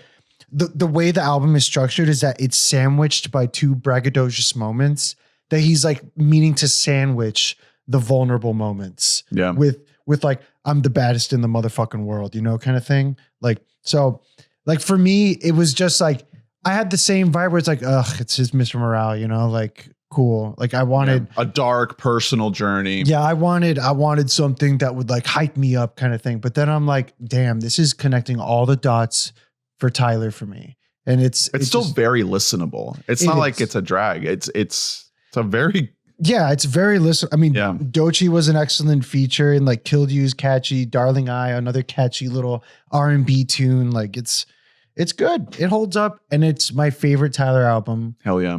Chromakopia by Tyler the Creator. That's Danny's number 2. Hunter, number 2. My number 2, it might be a shock that it's this high. But my number 2 is Me and the Boys at the Hotel Lobby. Remi Wolf. Wow. Big Ideas. Let's go. Number 2. Okay. Top 15 for me. Here's the thing. It's way up there. Here's the thing. This album is, I think on surface, like Big Ideas is just that. Like there's obviously so much that is just bubbling in this album. And Remi kind of showcases that like, I can do everything. I could just go be a pop artist and like be like one of the great pop artists that we have working right now. I could be like an alt singer. I could go do some jazzy, funky shit. I can do whatever the hell that I want. And I can kind of be like, I can wear all these different hats and fit into any mold. It kind of goes back to the Brittany Howard discussion that we talked about in part 1 of this pod, where she is so immensely talented and her voice is so unique that you can slide her into all of these different positions and just she fits in seamlessly. Like at the end of the day, this was my comfort album of the year. Like this was just the shit that I just threw on. It was like a busy day at work and I just need to like just lock in for the next like 30 or 43 minutes. And it's like, cool, I'm just going to throw on Big Ideas again and just like play this shit all the way through. And then like, okay, it's done. I'll just hit repeat. Let's just go again. The song Cinderella is so infectious. The little whistle, which I gotta give a shout out to. It's the same guy who did the production for pretty much all of her work. Solo monophonic. Excuse me. But she's on production credits for everything. It's the two of them produce like all of their tracks together. They are some of like the most cleanest and inspired production choices that you will hear. Hey, Kenny Beats is on here too. Kenny Beats did Motorcycle Motorcycle. She was on his album too. Louis. Yes. Yeah. Nice. Yeah. That's right. But it's just crazy. Like she can do the funky groovy thing with something like Cinderella. She can do the traditional like 80s 90s pop electronic sound with something like Soup, which is just a gorgeous track. She can do the Alabama Shakes thing. She can do the singer-songwriter thing with something like Motorcycle. Alone in Miami was another one I really liked. Love that song. The whole Toro. The whole really album good. is fucking incredible. Like man. she, It's great. her voice is like, I love how like she almost like yells on a track Yeah. like Alone in Miami. Dude, but she's got fucking pipes though. Yeah. Like, Yeah. live, she doesn't miss. She sounds the same. It's Yeah. good. She's very vocally talented, but she still has like a unique sound to her voice, which is like the perfect balance. And she does like, even outside, like a lot of these stuffs kind of fit together, these genres. I think one of like my favorite choices on the entire album is towards the end when she on the track Frog Rock, which is almost like a Sugar Ray beat. Like it literally sounds like like it does like that shit of like you could just basically play the guitar riff from Fly on top of that track and it would just fit in seamlessly. She can do everything and it somehow just comes together in this cohesive idea that I don't think should work. It's something that should work better as a playlist than as an album, but it comes together just perfectly as an album. This is so cool that you have it. Yeah. so Did high. not expect this. It's my number 13, and again, like anything, most of my top 20 would make a top 10 in a year. Any other year. It's except- such a I guess you'd call it like indie pop. It's such an easy recommend to literally anyone. It almost, I feel the same way about it that I felt about Kali Uchis's first album in like 2017 or whatever. Isolation. Where it has, She also had a great album this year. it has the insane catchiness and like it's showing off a lot of vocal talent, but it's using real instrumentals in a way that you don't hear a ton of the time. She has crazy good instincts as a songwriter and working in production. Like every choice is well done in this album. It's a really good recommend. Yeah. Remi Wolf, pop album. Big Ideas is Hunter's number 2. We're at my number 2. I feel like Drew and I have the same. Yeah, we do. Same top two. Yeah, we do. Yeah. Because my number 2 is Brat. My number Charli 2 XCX. my number 2 is Brat. So we can talk about it. You already. It's my number 8. It's the album of I think it is like the general overall album of the year. Yeah, Danny has a separate Album list to decide. for women Yeah. that he debuts like separately. Danny actually thinks that all women are brats, so this one didn't stand out for him. I was the only one that also listened. Well, actually, no, you did too. Hey, Danny's more interested in brats. Fucking bratwurst. This guy's in his 30s. Wow, holy shit. Did somebody order a barista? This roast just got dark. Bazinga. We would be in a very different place right now if the election had gone a different way, and Dude, talk about it. Brat's summer would have gone a different way. Honestly, if Kamala would have won, Brat might have been my number 1 of the year. So. Right. Or maybe she didn't win because of the Because of Charli Brat endorsement. Summer, yeah. If Kamala freed the homies, we'd be all lit. In the words of Schoolboy Q. We're gonna really, in a few years, we're gonna really want to forget that she tweeted Kamala is Brat. That's really brutal. This album is a absolute nonstop 24/7 party. It is incredible pop music of the highest order, perfectly produced album on every level. It blew the speakers in my car. I played it way too loud, and now my car speakers. Wait, is are that broken. actually true? Yeah. Like that you actually. And broke it. now I just sit in Here's silence. the thing. You were bumping that. I was bumping And that. I know it is funny because I think that like a lot of pop, like true blue pop music has been making this transition. Well, it's not even a transition because this is like where a lot of pop originated, but like back to just pure club dance vibes. Yeah. To varied degrees. See everything from Beyonce to the fucking Drake album. Like it can go really good and really bad. This might be the best fusion of those sounds. Right. Yeah. And it might be my favorite Charli XCX album. I mean, I don't really, I'm not super familiar with everything she's made, but from what I've listened to, like Crash, How I'm Feeling Now, I think she had one that's just called Charlie. This one feels like her most like well realized project. Oh yeah. Well, I mean, yet. when she debuted, she was trying to like make it as a pretty standard pop artist. So she has like some pretty standard pop songs, and those are her more successful songs before this album, at least. Yeah. This is her just completely doing what she wanted to do the whole time, basically. It's like an auteur project. Yeah, exactly. It's an idea in a lot of ways. Like she shared, you know, like well after the album came out, she shared like she wrote like a little manifesto to herself in 2023 about like what Brat was, and so much of it was about the idea and like the storytelling of the idea. One of my favorite takes, it may have even been like a tweet that someone had about it that is so true, is that because the album is about in so many ways, you know, it has plenty, like, you know, it's about the nonstop party and the never growing up until it does. Yeah. But also so much of it identity wise for her is about being like basically pop's middle class, being you know, that's what Von Dutch is about, for example. It's about being very, very cool, but still not like the upper echelon of just living that life, fortune. Yeah.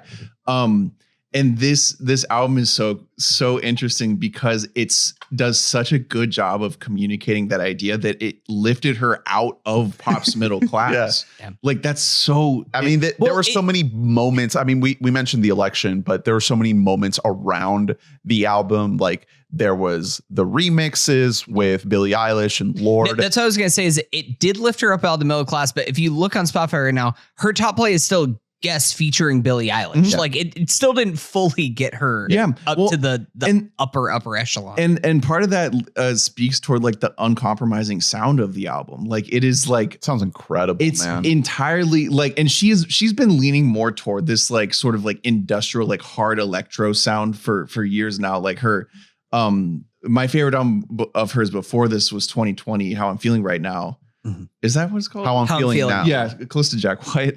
That's how I'm feeling it. But yeah, because it was leaning like she used Dylan Brady from Hunter Gex to produce a couple songs from that one.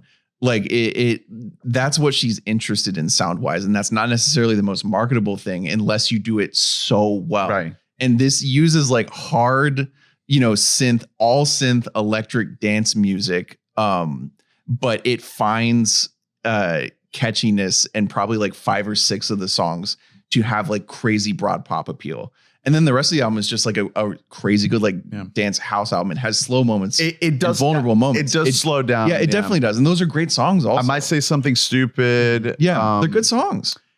Even the penultimate track, like I think about it all the time. Think about all the time is like a pretty pretty vulnerable, pretty sad song. It's a very melancholic place to sort of end the album. 365 is almost like the coda.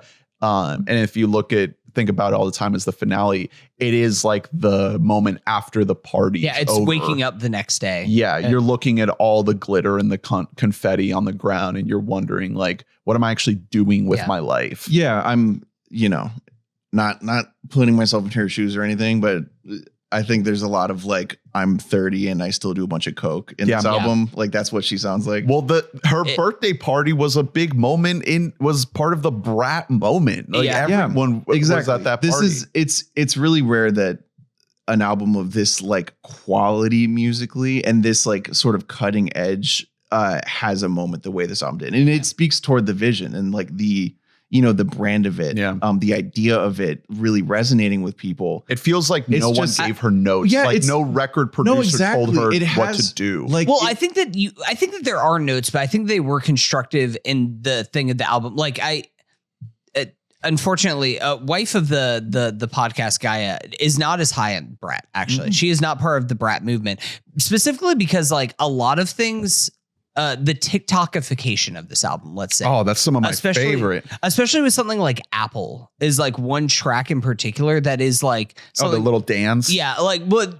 Yeah, I think unfairly it can be claimed as like this was a song that was made for TikTok, and I think that isn't. I don't even necessarily think that's inherently untrue, but I also think she is so smart and very aware of the moment and how to market this music and make it so that it is accessible to the masses. You have this vehicle of a TikTok, of an Instagram, whatever it is. And it's like, well, instead of just like putting this over here or like tabooifying it or treating it like lesser than, what if we use this as a platform to make it so that like we're all going to be listening to club music now, like not something that club music and pop music are usually two completely different things that are segregated from one another. Yeah, it works really well. I think it's not in any way made for like TikTok consumption. Like when songs are made just for that, you know it because they have a very specific lyrical moment.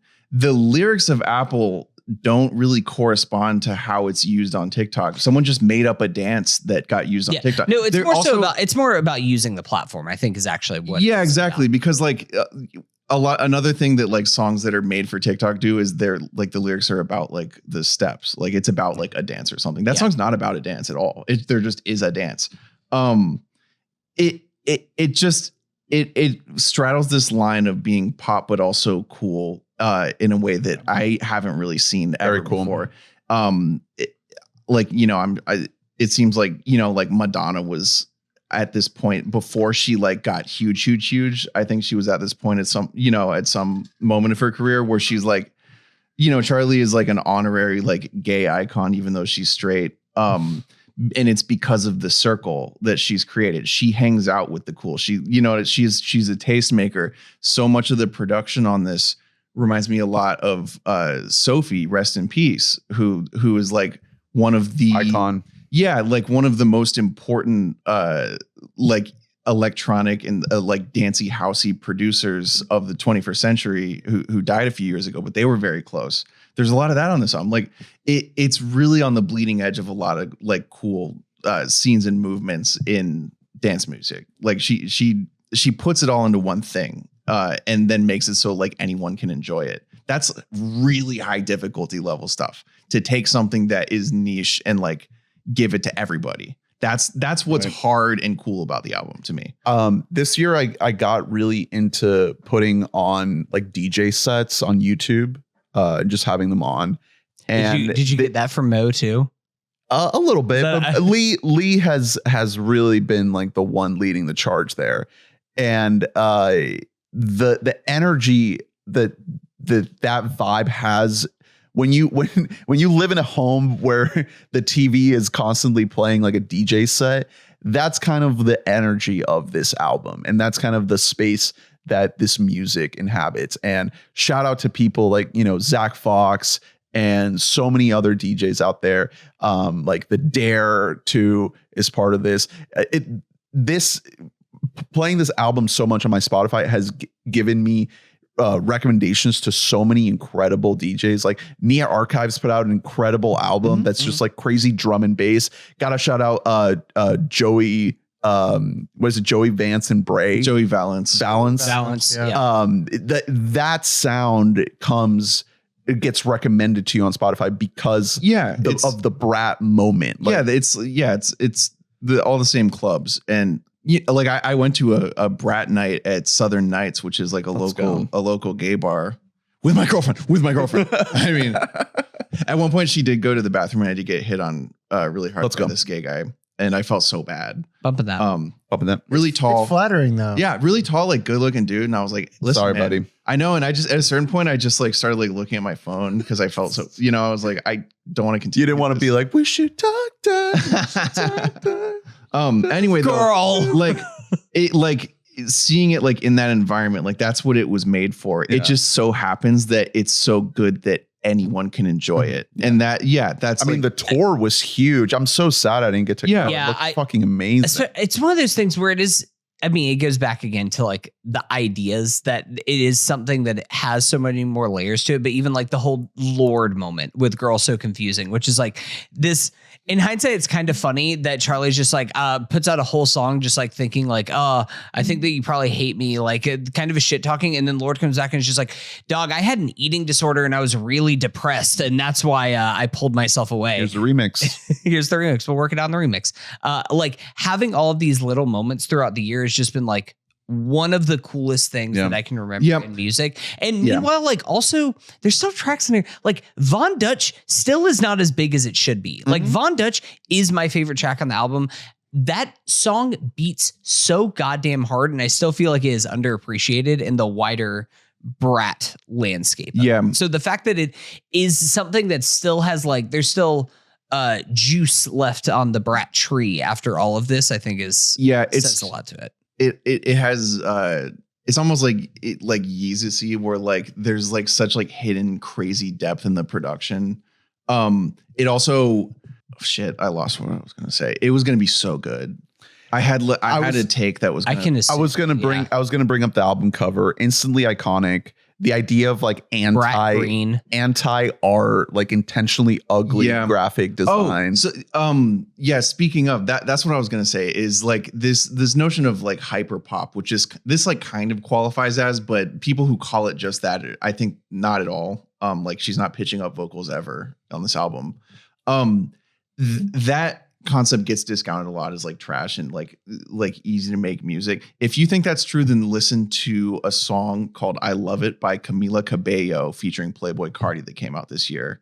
It's the bad version. It is her trying to make a Charli, a hyper pop, like a Brat almost type song, and it is one of the worst songs you will ever hear in your entire life. Yeah, unfortunately, here's the thing. I feel that way about every single Camila Cabello song I've ever listened to in my entire life. Yeah, it's just well, that's the other thing is like she's so clearly not this because she has like no identity as a musician. Yeah. Like she's nothing at all. She's literally nothing. She's awful artist. She's the worst. Yeah, and I think a bad person too. Yeah, she's a terrible human being. But like a bad person. It just like this is stuff that is deceptively really, really high difficulty level to produce and create. It sounds phenomenal. I have so many memories of blasting this album so loud in my house and just having a dance party by myself with my dog. Like it's just if it wasn't for a little other album we're about to get to, it would be coming out the album of the year. Yeah. It's Brat by Charli XCX. It's mine, Drew's number 2, and Hunter's number 8. Yeah. Okay. Oh God, Jesus, Danny, what was on your list? Huh? You were really quiet over there. Your Brat list. Brat. Ernie just made a passive aggressive remark at me, so I have to carry this on somewhere. 500. Number 1. We are here. We made it. Oh my God! I just realized what your number 1 is. Yeah. Imaginal Disc by Magdalena Bay. Let's go. This is my number 11. And I honestly, this could have been a top 5 album, but I knew that this is going to age so well. Yeah. It's a fucking banger. It's so good. First of all, we need to shout out the guy at Hunter's wedding that told me about Magdalena Bay. Who's that? I don't know. I don't remember his name. Bart? It's probably Bart. I don't know. He was just standing. Hunter's stepdad. He was just standing there. They're like, "Oh, how do you know Hunter?" And I was like, "Oh." So that was the voice. That was what they sound like. It's just that's like the Sims voice. That's like Yeah, it's generic guy voice. One day you're gonna be at a party and you're gonna be like, "You told me about Magdalena Bay." So it must have been when the first album was out. Yeah, when Mercurial World came out. He's like, you should listen to Magdalena Bay. I'm like, okay. I'm like, oh, this is catchy. This is good. Mm-hmm. And then when I don't think I've listened to that. That's a good album. It's good. I think that I might have mentioned it on the honorable mentions in that year whenever it came out because I did like that album. I definitely didn't talk about it at my own wedding to you, but somebody else did. This was before the ceremony. Oh. Yeah, we were just hanging out, and he told me. You weren't trying to dive into like a side pod on the day of your wedding? On the day of my wedding, I'm like, she can wait. She waits enough. You guys were all doing like groomsmen stuff, so I was just there with like all your friends, you know? I'm going to just show you pictures of other dudes who were at my wedding until you figure Go for it. I would probably recognize. Was it Dylan? Maybe. Probably. I don't know. So we're running out of guys. There wasn't that many dudes at my wedding. And we got to say, Hiram? Woman lead. Right. Woman lead. Yeah. Danny put a woman lead at number 1. And it's a voice that takes a little bit to get used to. It's listen, I'll say it. It's a baby voice. She sounds like a little baby. Little baby. But it takes a minute. But by the time you're in the back half, you are in. Yeah. Like you are completely on board. I almost treated it like it was a filter, like a Hunter Gex, like pitch shift, because she just naturally sounds like a baby. Yeah. And that's okay. It's a real journey. It's a real sonic journey. And as Giorgio Moroder put it, it's the sound of the future. The sound of the future. That's the first thing I said is this is like, it's taking instrumental music into the future. Yeah. The same way that like, you know, you can have something like Brat that's entirely like very purposefully electronic and industrially so. This is instrumental, great, like jazzy music, but from the future. Yeah. It's my pop album of the year. It's pop, it's rock, it's prog, it's funky, it's jazz, it's everything. Before we dive into like the story of it, which is like kind of what added it to being my number one, but a lot of songs really just stand on their own, like great re-listenability. Well, the run of Killing Time, True Blue, Imagine, Death and Romance, Fear and Sex, like there is just a run. Great run, right? It's unbelievable. Yeah, it's really good. And like one of the bullet points I made is that if Tame Impala released any of these songs, everyone would be eating this shit up. Like. You put his voice in place of Mika's and like people will be like, this is the greatest song of all time. You know, like it's just. I like your just generic guy voice. Like that's just what you the think same that guy most from your guys. That's just the guy showed up. He wasn't even invited. He just wanted to talk. It's like hard for me to give this a 10 because this one thing about the album pissed me off so much. There's so many fucking interludes. And the interludes were all over my Spotify rap top playlist. Would you have because I listened to this album so much. Your top list is all interludes and Logic skits. Yeah, no, I was literally about to say, would you have liked this album more if it was replaced by Logic skits if you flipped them from album? There's only two. It's True Blue and it's Feeling This. There's True Blue interlude. There's Feeling Disconcerted. And there's another one, isn't there? I don't think so. Unless you count the opening track, which is a little. Oh, I love that song though. Yeah. It is an intro and kind of like an interlude, but like the part where she looked like me or she looked like a dream. Like it's like dude, you're fucking in. Yeah. Like so the story of it, I don't know if you got like that into. Well, Imaginal Disc is like an insect thing. It's like a metamorphosis thing with insects. So but then it's also like a CD. Yeah. So in the brain, as the album cover shows. It's essentially like this like otherworldly story of like a girl meeting the perfect version of herself. And it's like she wants to become that person so badly. And like the songs kind of take you through like the emotions that she goes through, like how badly she wants to be beautiful and perfect.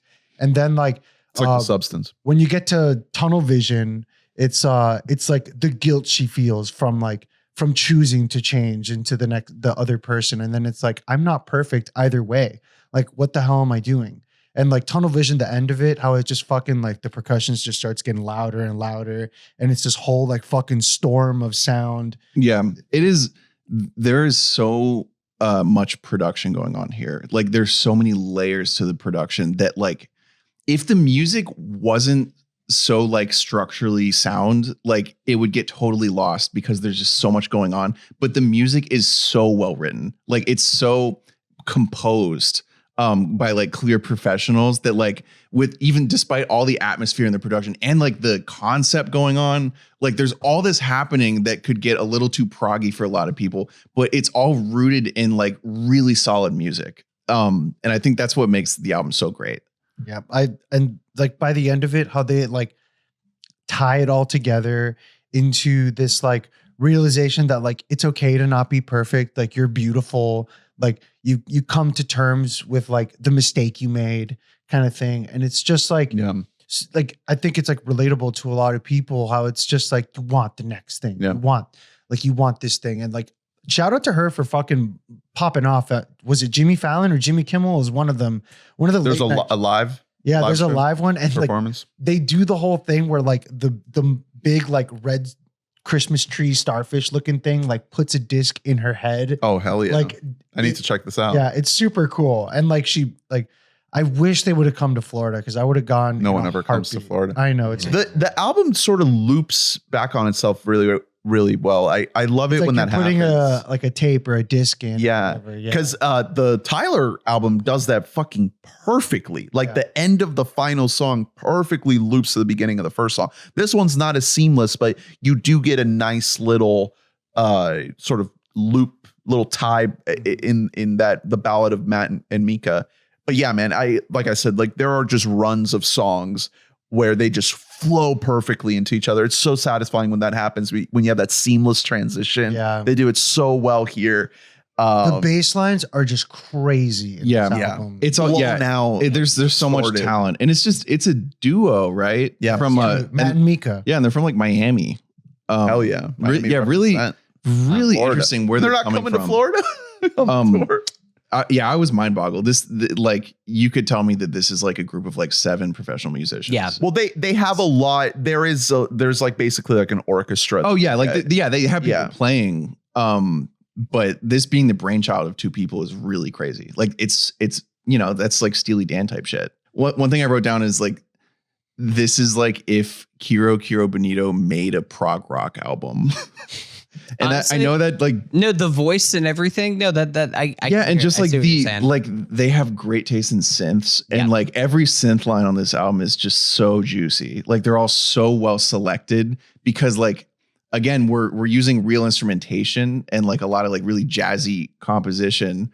More Beatles stuff in there. More McCartney. But the synth selection and like the way it makes an atmosphere is why this sounds like it's from the future. Like it's so cool what they did. They're on a crazy line here. There's such a snappiness to so much of it too, more than anything. Like something like Death and Romance, you can play that song for like anybody, and anybody can just listen to that and be like, "Damn, this shit grooves, man!" Like anybody. It's not like it is walled off in any way. Yeah, it's very very accessible. Like I'm saying, if Tame Impala released any of these songs, people would be eating this shit up because it's a smaller band that people don't know. Are you out on Tame Impala? You think he sold out too much? No, I mean, I'm still fucking in. I'm in on this fake instrument he made. I don't care. When Tame Impala comes down, he's like, I'm making a pop record day. He's gonna be like, I'm out. He did Dua Lipa, and I didn't listen to it. Yeah, well, there you go. Hey, the Justice tracks are pretty poppy. If if like an artist came out and dropped a cool album and then they were like, yeah, I actually made this on the Orchid, I feel like I would respect them really less. Like I'd be like, you fucking loser. Hey, wait until that's me. Listen, that should I pre-order it? The ad for the Orchid worked on my stupid ass. Yeah. Like I know it's just a MIDI keyboard with some fun features. I'm waiting for V2. Yeah. Okay. It also like costs $1 billion for something that you can get something that's $100 that does it, but just like the same. Just like a little harder. It's for people who like don't know how to play chords. Yeah, it's like what like MacBooks are versus PCs. Right. Like it's just like for dummies like us, you know. Yeah. Anyway, Imaginal Disc by Magdalena Bay. Magdalena? Mm-hmm. Magdalena Bay. Incredible album. Yeah. Goated pick for your number 1 album of the year, Danny. It is my number 5. My number 11. Hardest. Yes. Which we do get credit for this. Was it on your list, Drew? My number 8. 8, yeah. Okay, number 8. There we go. All right, number 1, Hunter. Okay. Before Hunter gets into this, let's start by talking about the Coheed Covers album that came out. Listen, no, we're gonna say we have an extra 30 minutes after. We're making good time. We have plenty of time to talk about that afterwards. We're not making great time. We're making incredible. Ernest said that we're making really good time. He has told me, he has whispered in my ear, so we're actually doing really good. We're kind of like just on the right track. Ernie's like you're like Jason Statham and like Crank. Like if we stop potting, you're gonna die. Well, Ernie, I know you said we're making great time, but I have bad news for you guys. I need you guys to all fucking clear out the paint right now, because my number 1 album of the year is Foxing by the band Foxing with the shirt. Yeah, that's right. I'm wearing the shirt today. I am here and prepared. This album, here's the thing, Danny, you were true to yourself.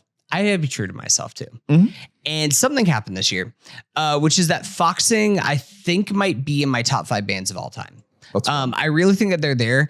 And after spending so much time with this album, I was in the top 0.1% of listeners on Spotify this year. That rocks. And it was kind of a thing of just listening to this album over and over again. And I feel like I've just had a lot of like... It's below the Drew line. It is below the drew line. I am sorry about that. I hate that. They need to be bigger than that. They deserve more than that. Yes, I 100,000% agree. good. I have no idea how they just still have not made it when there's so many. I think it's because they change. Mids-ass fucking They artists change a can lot. make it. I think, and that's kind of the thing, is that like I think that they are a band that never really feels that they haven't. Well, I want to say they haven't up to this point felt like they have really been making something that is 100% their own. They have been always something that from album to album, they are kind of searching around and trying to like feel around for what is their sound, what can they do to carve out their own space in the greater emo landscape. So all of their albums don't sound like this one?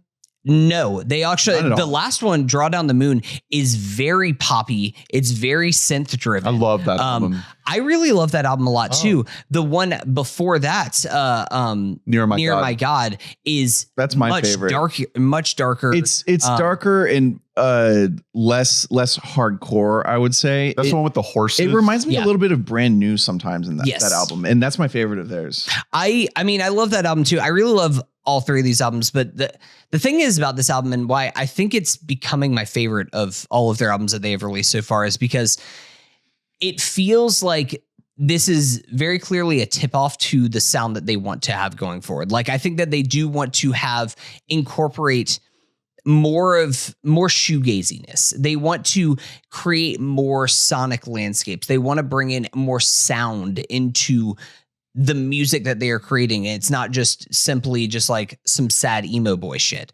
Now there's definitely still plenty of sad emo boy shit that's happening in here in this album, but I think that it is so much more mature than something like when we're talking about, no offense, but something like Origami Angel or what most pop punk, even in a lot of ways, I think something like Hot Mulligan, I think scratches an itch in a pop punk way that I think this does in an emo way that is trying to speak to something a little bit more profound. Just whenever you're getting at the core messaging of the album. And that's not to say anything about the actual instrumentation itself. This is by far the heaviest album that they've ever produced. My boy Connor and the shout out to the lead guitarist who actually produced this entire album, Eric, do a lot of screaming on this album. Like, it becomes fully just like a announcement of this is us. This is our self-titled album. This is us reintroducing ourselves to the band. Really, especially starting on those first couple tracks there with Secret History and Hell 99 that are very heavy, very screamy. And then from there, it goes into this punchy guitar riff driven a couple songs with Spit, the shoegazy dreamlike soundscape with something like Greyhound. And then what is my favorite run in any album this year, which is the run where we go from Barking, Kentucky McDonald's, Looks Like Nothing, and Gratitude. Dude, Barking is fucking awesome. Barking, which is that song live was nuts. Yeah, Ernest and I saw Connor perform it live. It was the second time that he had ever performed it live. It's an ode to his dog who passed away last year, who he's actually made multiple songs about, like, had a very, very close relationship with his little pup. Really mind-blowing emotional moment that I was not expecting. Yeah. It is deeply. I didn't realize that's what that song is about. It's just like, heard my friend barking today. Could have sworn on his grave. Like, it is a very affecting song, especially if you ever lost a pet, but just losing anybody. But from that point on, I think that foxing in general, but especially on this album, really capture a special type of depression and anxiety and like feelings of loneliness and inadequacy that are very, very relatable. Speaking for myself, but for, I think, a lot of people, just in general, what the kind of themes that they're speaking to. And it's not just like, woe is me. You do get a little bit of that with things like Kentucky McDonald's, which is just singing directly about feelings of being mediocre, and Looks Like Nothing, which is another one of the true highlights of the whole album, which is a lot slower, a lot stripped down, especially based on where the album starts. But just wanting to know, like, I just wanted to know, like, what it feels like looking at something that is happy, looking at a movie where you're just seeing people experiencing elation, looking out in a park and seeing this happen, and just wanting to know, like, I wanted to know what it feels like to feel that, because I feel like I'm never going to feel that way. And then all of these pent up feelings lead to this massive explosion in gratitude, which is actually my track of the year, which I feel like I've said that like 4 different times, but this is my favorite album or my favorite song that if I haven't blown out my speakers, I sure have fucking tried, just playing this, going down I-4 at like 100 miles an hour alone in my car, just screaming like, I want to hear God yelling at me. Like, just like this whole fucking thing of just like, I have all these feelings and now I'm just like angry and I just want to like feel something happening. Please don't drive that fast in your car, by the way. Yeah. It does shake. It Can it shakes even so go much. that You're going to fucking die. It shakes so much. But that's not really, the album doesn't end there. It ends from there. It kind of goes into this point of from wallowing in like the own feelings of my own life, my own inadequacy, to this greater existential crisis of where the song Hall of Frozen Heads ends, where it's like, I'm obsessed with what if it shatters or it doesn't matter, which is kind of like the two biggest things for like anxiety is like, I'm always either obsessing over like, what if I'm doing something wrong? What if I'm not going to do something the way that it should be done? What if I'm going to make the wrong decision here? Or worse, what if nothing that I do matters? What if it doesn't matter what decision I make? Because at the end, nothing fucking matters on here. Like, I think that is such a poignant point to make. And there's all kinds of lyricism touches in here where Connor has clearly just gone up like 3 different levels as far as his craft when it comes to lyric writing. But what I do really love about this album is that it doesn't end on that note. It has so many points. I feel like I'm talking about everything I'm highlighting here is like the dourness of it, the heaviness of it. But where the album ends on Crybaby, which is very stripped down, it is just like a keyboard and just Connor singing. And it's this whole idea of like, instead of, you could just let the world around you just envelop you. You could suffocate. You could never leave your bed unless you can just find that one person in your life that'll make you happy. Unless you can find that one thing in your life that can just like pull you out of all of it. It's this whole idea of like, if I could go back, if I could change everything, then I would. Like, I would give all of this up. But then I see you smile when I come home. And now I put it down. I shut it down and lock it up. It like literally invokes the idea of like turning off your computer, just logging off from all of the despair that is around you and just living in the moment, finding the little things in your life that you can connect to, that can bring you some sense of joy and some sense of happiness in life. Because at the end of the day, that's all that we can do. That's the most human experience that you can possibly have, is those little moments. And I think that talking about just like a sonic theme throughout an album of like what resonated the most with me this year, it really doesn't get any better than Foxing. Not to mention the fact that I think the song just beat. Like, I think they just hit.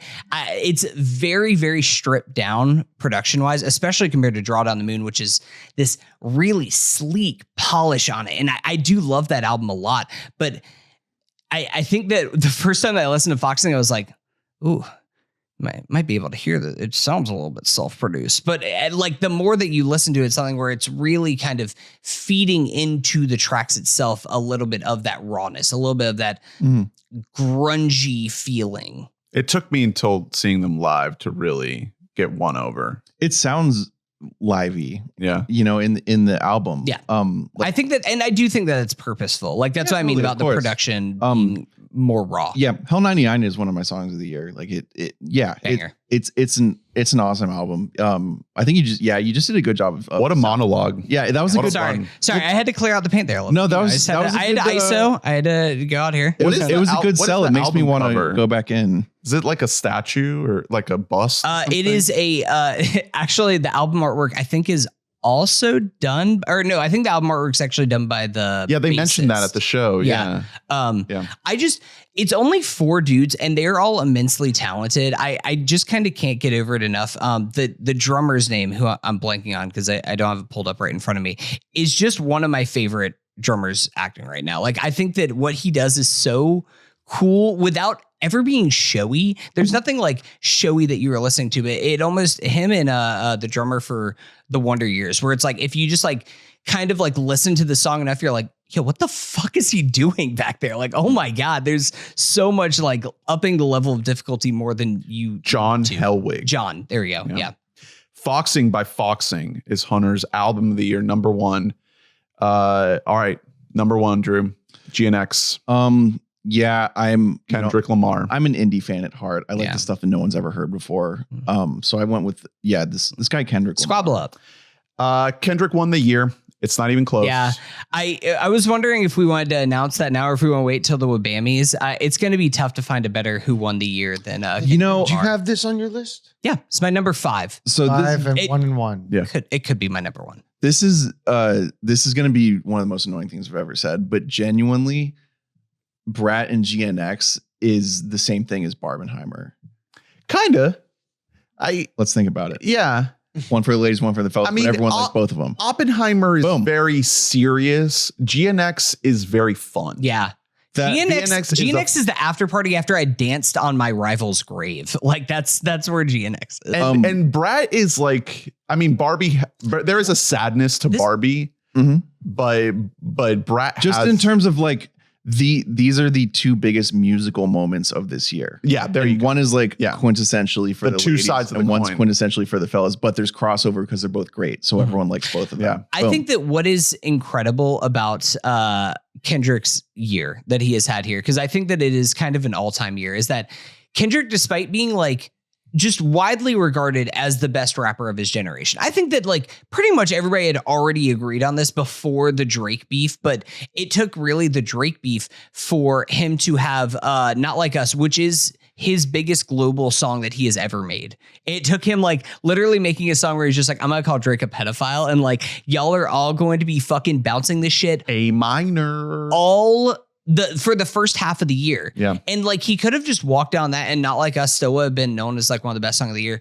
And then he was just like, no, wait, I got a few more of me. And then he releases TV Off, which I think is like the song of the last 3 months of the year. Like it's the song of the last quarter. I've just been going around the house, like popping around corners and just going like mustard. Like beep, bop, beep, bop, boom, bop, bam. It's type of shit I'm on you. It's such a fun album. Yeah. Like every single song is catchy. It just bops. I can't think of another album this year other than Brat that made me want to return to it over and over and over nonstop as much as I did. Yeah. It keep puts you in finding new layers to it. Exactly. It's also it's like an extremely prestige version of like crappy mixtape music from like the, like ringtone rap from like the mid 2000s. There's a lot of 90s in there. There's a lot of 80s in there. But the difference is that like the best producers in the world made passes on these beats. You know what I mean? Like Antonoff's on the album. Yeah. On the tracks. Yeah. So boys Drew, popping off. do you have to issue an apology right now that you have a Jack Antonoff album as your number 1 album of the year? No, because his was it a solo album he put out this year or was it Bleachers? It was Bleachers. I thought it sucked so bad. Didn't get any mentions on this. God, I gave it a full shot. Fuck that guy. I gotta be honest, you gave it more of a shot than I did. Fuck that guy. You're not Bon Iver. You're not Billy Joel. You're not Bruce Springsteen. The first Bleachers album's great. You're fucking Bleachers nothing. album's great. Fuck you. Shout out to Kendrick's Twitter. Which if you just look back at his tweets this year, run. It's literally just a link to Euphoria, then a link to Meet the Grams, then a link to Not Like Us, then a link to the Super Bowl, and then a link to his album GNX, and then a link to his tour with SZA. Mm-hmm. Those are the only tweets he put out this year. Incredible. Yeah, that is unmatched. Yeah, he fucking goat. Yeah, he had like the moments of the year. Musically, a couple other things that I think are really unique about this. The beats on this album are entirely 100% cohesive within one another. Retro, but also timeless. Yeah. if there's one critique I have for a couple Kendrick albums, some of the beats I think sounded stale when they came out. I think this happened in a few songs on Damn, for example. I think the beat of Loyalty sounded old when it came out. I don't like that beat. These beats are so simply executed and using things like 808s that are just always going to be in style. Yeah. But they have like a complication factor. They will never get old. And then it also isn't like a repeat thing because you have songs like Luther that are like, that's more of like an 80s throwback song. And it works so well too. We needed the fun Kendrick album. You know, after this morale, you know, we kind of had it a little bit with Untitled Unmastered, but not really. Like, this is really the first Kendrick album that feels detached from having to serve a concept, a narrative, a bigger like thematic idea. The thematic idea is let's have a fucking good time. Yeah, let's pop out and show. Like, it's bringing out a ton of like, you know, new people. Yeah, a ton of underexposed, elevating like, the next like LA Compton artists. Shout out to LA. Hope everyone's doing okay in the fires over there. This is an LA album through and through. Yeah. Like, this is the West Coast sound. He gets to flex something that's always been very true of him, which is that he makes he's very good at like making like silly like sounds and voices. Peekaboo. He's always done this. And it's just been sort of like under discussed because he's been known as like the prestige rapper, like the serious, the highest level introspective. Of rapper. Yeah, but he's always been silly like this. He has this even in Mr. Burrell, he's like pushing them all off me like, huh. Yeah. Like he's doing this stuff. It's just, this is an album for that stuff. And it really fucking rocks. I didn't think we would ever get something like this from him. We needed it. I know. He knew we needed it. He's a genius. He's so tapped in. Exactly. It has a poppiness, a catchiness, but it also has a rawness. Again, that's really hard to do. I said the exact same thing about Brat. It's when something is passed over by so many talented people, it's really hard to still sound like it's like a pure vision of one person. That's exactly what this album sounds like. So, it maintains the artistry of Kendrick. So I'm kind of a little bit on the opposite end of the spectrum than you guys. I prefer the older Kendrick like so much more. I think like this album, it's objectively good. Like I get it. It's the fun album, but like when I'm looking at the grand scheme of Kendrick, like I still rank Pimp a Butterfly above it. I still rank Good Kid above it. I think I still rank Damn above it, and Section 80 above it as well. Yeah, but how many times are you spinning those? Like, how many times are you putting on repeat, like any of the songs from those albums right now? Right now, not as much. But the thing is, I know I can revisit them. Oh, absolutely. Those are great albums. Yeah. But the reason why this is number one is because I haven't stopped listening to this since it came out. I've had it on repeat. I've had to like force myself to listen to other stuff so I could prepare for this episode. So like I could not put this down. I think I just don't prefer the, like, it feels like the whole thing is kind of like just it's very like braggadocious from like beginning to end to me. Like, hey, somebody got to do it. Yeah, like I get it. He's awesome, and I think he's great. And like listening to it the first time, I was like, damn, he's still a monster. Like he still got this. And like, I think he is the best rapper, like for real. Oh, hands down, dude. Like he proved it this year. That's what it was all about. I truly do. But like, I think Kendrick to me has lost his charm in a sense that no one's taking him down. He's the big boss. Yeah. You know? He leveled up beyond any. No one reach. can fucking touch him. No one can come close. And he knows it. Like he's standing at the peak on this album. Yeah. I think I get what you're saying at. Like you want more concept. Kendrick is like kind of where you're falling at. Is that right? Like I think it's also the beats though. I think the beats to me, like they're like fun for like a little bit. See, but I think you don't like certain things that are like fully electronic like this album is. Well, also I think that there is more than just the true singles that are on this album. Like I think that two of my favorite tracks that are on this album that have not gotten like massive radio play. One is Man at the Garden, which I fucking love that song. I Deserve It All. It's just like a much more like lower, quiet, slow building Kendrick song that does feel like something older, and then Reincarnated feels like Section 80 pre. It definitely has its like points. that has like something that is like old Kendrick to it, of like it feels like angry and like it's in a more adult sound, obviously, but it has like this whole like I'm hungry affectation to it. And I think that's one thing about this album that like I didn't know if Kendrick could make music that still sounded hungry at this point. Like it was a thing where it's just like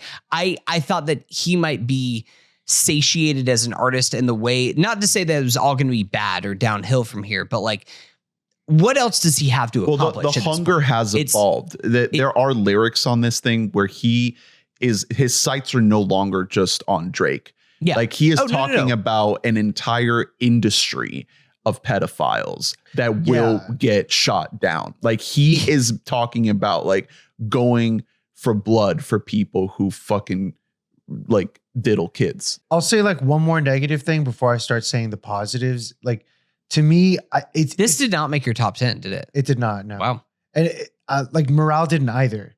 And so it's kind of like when an artist that like, I love Kendrick so much. When I saw him at Bonnaroo in 2023, I had so much fun. And that was the Morale tour.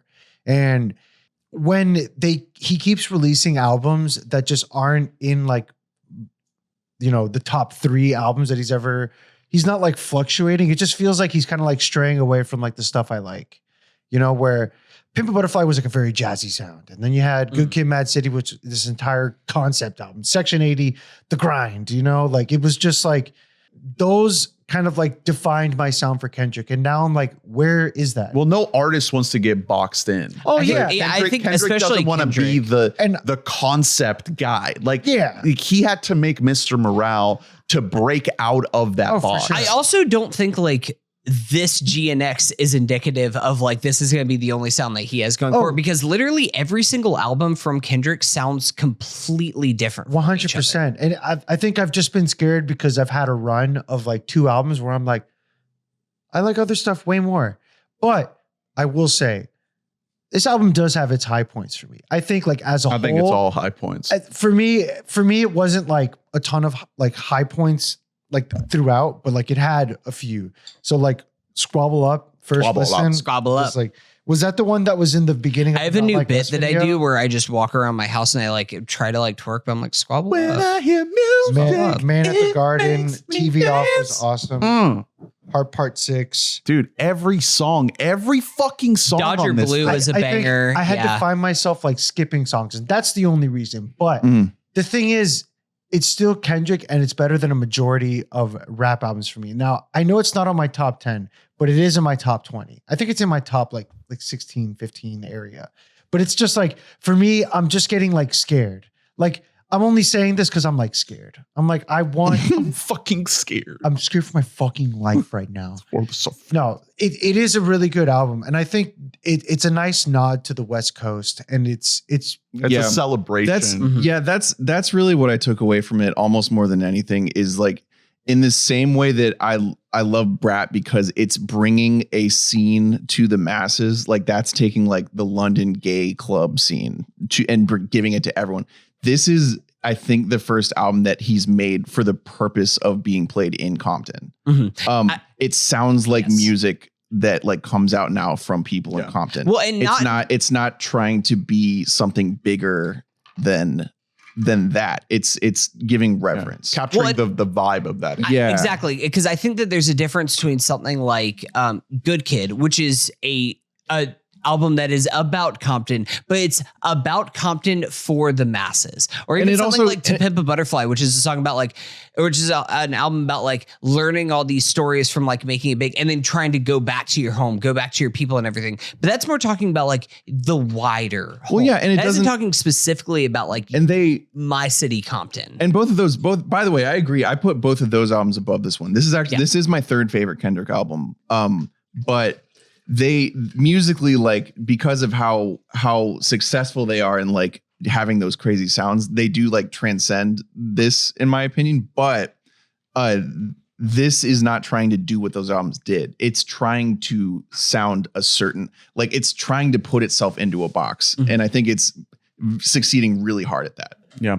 So I think it's a new kind of box. It's for like him, which Kendrick is was just like, very you know what? I refreshing. want to try and make like the best possible version of like West Coast. Again, like it does kind of remind me of mixtape rappers of like the 2010s kind of era in a way that I really enjoy that. Like that kind of call. It's a cool concept to me. Like the concept is the sound. The concept is where that sound comes from. It's not in terms of a story this time.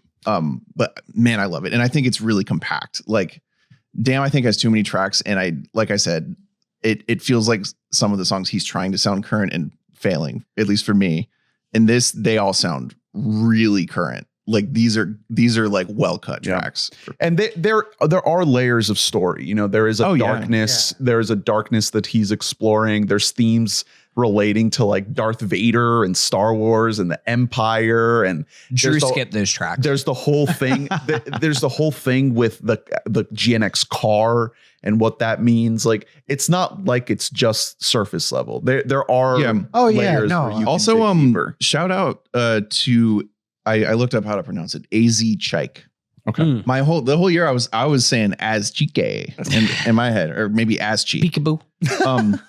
Yeah, because he's on Peekaboo. He has my favorite feature on Blue Lips as well. Yes. Yeah. I don't know is that song called Movie? I don't know, but he's great. I really like the guy. Movie. Like the guy. He's obviously in the orbit of those guys, so I hope he comes up.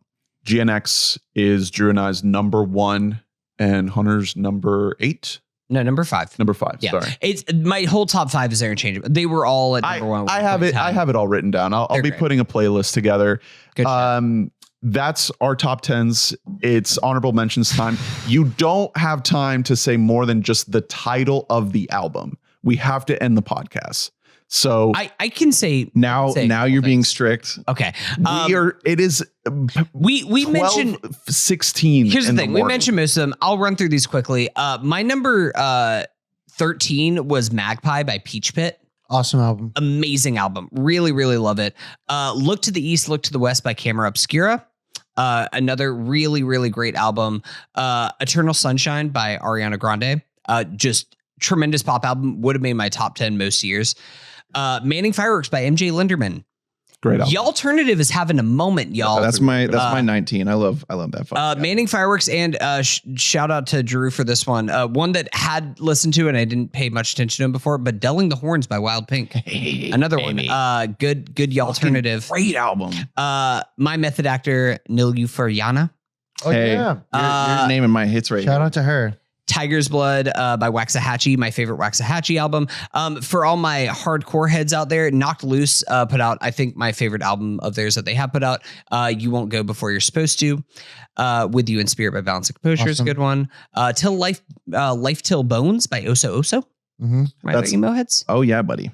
That's my number 12 on the year. It was in my 10 for most of this year. I love that album. If you like early Phoenix, like before Wolfgang Amadeus, like early 2000s when they were just in France, when they were still French, they're just using a lot. It's like softer indie alternative music. It's really just a lot to apologize. Yeah, it's just like an easy listen emo music. It's almost like what Jimmy Eat World was like before they got famous. Yeah, like on like Lucky Denver Mint. Danny. So we got St. Vincent, All Born Screaming. Porter Robinson Smile, excellent pop album. It's Ryland's favorite. I know. I don't like it. JPEG Mafia's I Laid Down My Life For You, rock, rap, JPEG touch. That's such a good album, man. Yeah. I'm shocked you guys didn't have that. I thought just kind of didn't really get around to it because I love JPEG. But Starfucker, Parallel Realms, Foster the People, Paradise, State of Mind. Parallel what? What? Parallel what? I don't know. I don't know if you know this. Oh, Drew's evaporating. He's choking again. It's a realm-free zone. Foster the People, Paradise, State of Mind, Joey Valence and Bray, No Hands. That album is so good. Yeah. Father John Misty, Mahashashana, TV Girl and George Clanton with Folenium, Ginger Root, Shinbangumi, and Jordy Greep, The New Sound. Oh, Jordy Greep is great album. I just didn't spend enough time with that. God, this year was fantastic so album. Good. It was packed. Drew, honorable mentions. Go. The ones that haven't been or that weren't in someone's top 10. So yeah, Oso I love that one. Father John Misty. This is the first time I've ever liked him before. It's a great album. It's an awesome album. Welcome to 30. I know. I feel it hits coming on quick, doesn't it? Yeah, it was my 14, and Sometimes I was like, "What time, the fuck?" What is it? Time makes fools of us all. That's a great song. The She song cleans about up. the song about a trip is like a podium song by Father John Misty. It's so fucking good. Just perfect production. He's a great artist. It's more of the same for him. Yeah, I have Nilüfer Yanya at number 15. My Method Actor. Like we were talking about, sort of with the smile. But if you like Radiohead, you're gonna like her. She's very talented in that way. Yeah. You know whose album she was on last year? Who? Bombay Bicycle Clubs. Oh, sick. BBC. I see that they didn't get a mention in your. Last year, they were on my list. Last year. Okay, So- sorry. Wild Pink, like you said, Hunter, Blowing the Horns. That was my number 17. Really good. Like it's like a alternative-y, but it's very like War on Drugs. Like if you like War on Drugs, I'm looking at you, Ernest. Wild Pink. Good album. Listen to that album, man. It has so much like Tom Petty, just the way that they do. MJ Lenderman, Manning Fireworks, awesome. Houseboat docked on the Himbo Dome. We've all talked about that. The Marias, Submarine was my number 20. An awesome album that almost sort of got drowned out by Magdalena Bay because there are similarities. Yeah. Also, Blue album covers. It's Wow. fucking blue. Bad year to be Blue. My number 21 was Justice Hyperdrama. I love that album. Great album. It's cool as fuck. It's a really unique sound, especially for like they've been around a long ass fucking time. So big fat synths. Yeah. The songs with Thick. The songs with Tame are really great. Yeah. The Thundercat one's good too. A band called Being Dead put an album called Eels. That's a good album. It's like throwback like 60s sort of psychedelic pop rock. It's cool. Ty Segall had a good album this year. He always does. Love the Joey Valence and Bray shout outs. Another alternative, Howdy, but spelled with 2 V's. Oh yeah, Howdy's good. It's like like Howdy. it's like McGee, but a little more country and also better. I couldn't figure out that guy. McGee. Couldn't figure out McGee.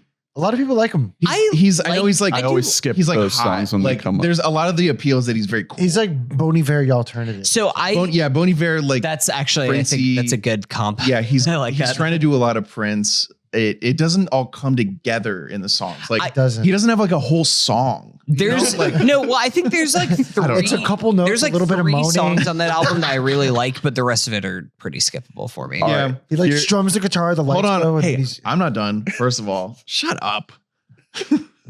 We have an EPs, a top 10 EP. One that fell off segment. hard for me was Yard Act. Where's My Utopia? I loved the beginning of the That's a year. really good album. I think the singles are just easily the best stuff on the album. Dream Job. I don't love the album. We Don't Trust You. We didn't talk about that. We Make That's It. what started the whole fucking, the Kendrick situation. Future. Metro Metro and Metro. Boomin. Yeah. Great album. No Worries put out an album that's like, Yeah. it's good. It just didn't hit as hard as I wanted it to. Yes, I that's wanted to be kind of better. where I'm at. I did. I just was Yeah. a little bit disappointed. too bloated. Yeah. I like the James Blake Lil Yachty album. I Bad hate to- cameo. Bad cameo. I hate to say It feels like a first draft. it's absolutely a first Yeah. draft. Like it's no notes. it's like I needed another it's- pass on that. It sounds like they're sitting like on the ground in a studio. Have you seen that TikTok? it's probably what they Have you wanted. seen that TikTok of them two hanging out and like Yachty's like asking him questions? He's like, "Can you name a song that you used to like pump you up?" And he starts playing Poland by Lil Yachty. Yeah. And then he does like play a song you want to hear when you cry, and it's Poland by Lil Yachty. It's like fucking just. The song Modern Man on this James Blake album is a really, really cool song. That Zach Bryan album is good. I know he's like Dude, the Great canceled. American Bar Scene is a good. That's on my honorable mentions. I saw like it. I saw him live this year, and he's really, really talented. Mhm. He's a good songwriter. It is something that it's like it's very easy to make fun of because it's just like he's just doing like the like talking country, singing alternative kind of thing. But like it's very well done. It's fun. Yeah, like if he had a little bit more like indie cred, like critic, people would be drooling all over him. And critics, by the way, do like him, even though he is like country and popular. That doesn't mean you're country and pop if you're just popular. Empress of really, really good like pop album. Very synthy. It's called For Your Consideration. Good one. Mannequin Pussy. I Got Heaven. Fun hardcore punk album. Couldn't really find my way into that one, but Hey, that's not the first time you couldn't find your way into some pussy. Yep. Ooh, Or a mannequin. Future Islands wasn't crazy about their album. Claro's album would have been really great if it came out like 10 years ago. it's solid. We're at the passive aggressive point of Drew's And list. then the final piece I have is just a section titled No, and the only bullet point is Childish Gambino - all of it. Yeah, man. I'm gonna be honest. I forgot that album came out this year. 2 of them, bro. They suck. That's- They fucking suck. Well, I'm sorry. It was a remaster of the shit that I know. came out. It's in just all 2020. you could It stop, sucks. man. Here's the thing. I'm watching don't know. Mr. and Mrs. Smith right now. Incredible show. Absolutely having a delightful time. Maybe you stick with that. Hey, I hope you're doing okay, buddy. Yeah. Hope I did want to shout out a couple of EPs that I really loved. Okay. Just swung back around with that. I was supposed to go next. Well, listen, you didn't speak up. It's Ernest's turn. We Ernie, have go to ahead. end the podcast. Go. It's Ernie's so trying to late. end the pod. So Ernie's going to end it if he doesn't. I'm trying to get the words in. At least it's not a school night, you know? We have golf in the morning. Oh, what time? We do have golf. We do have a tea time in like 10 hours from now.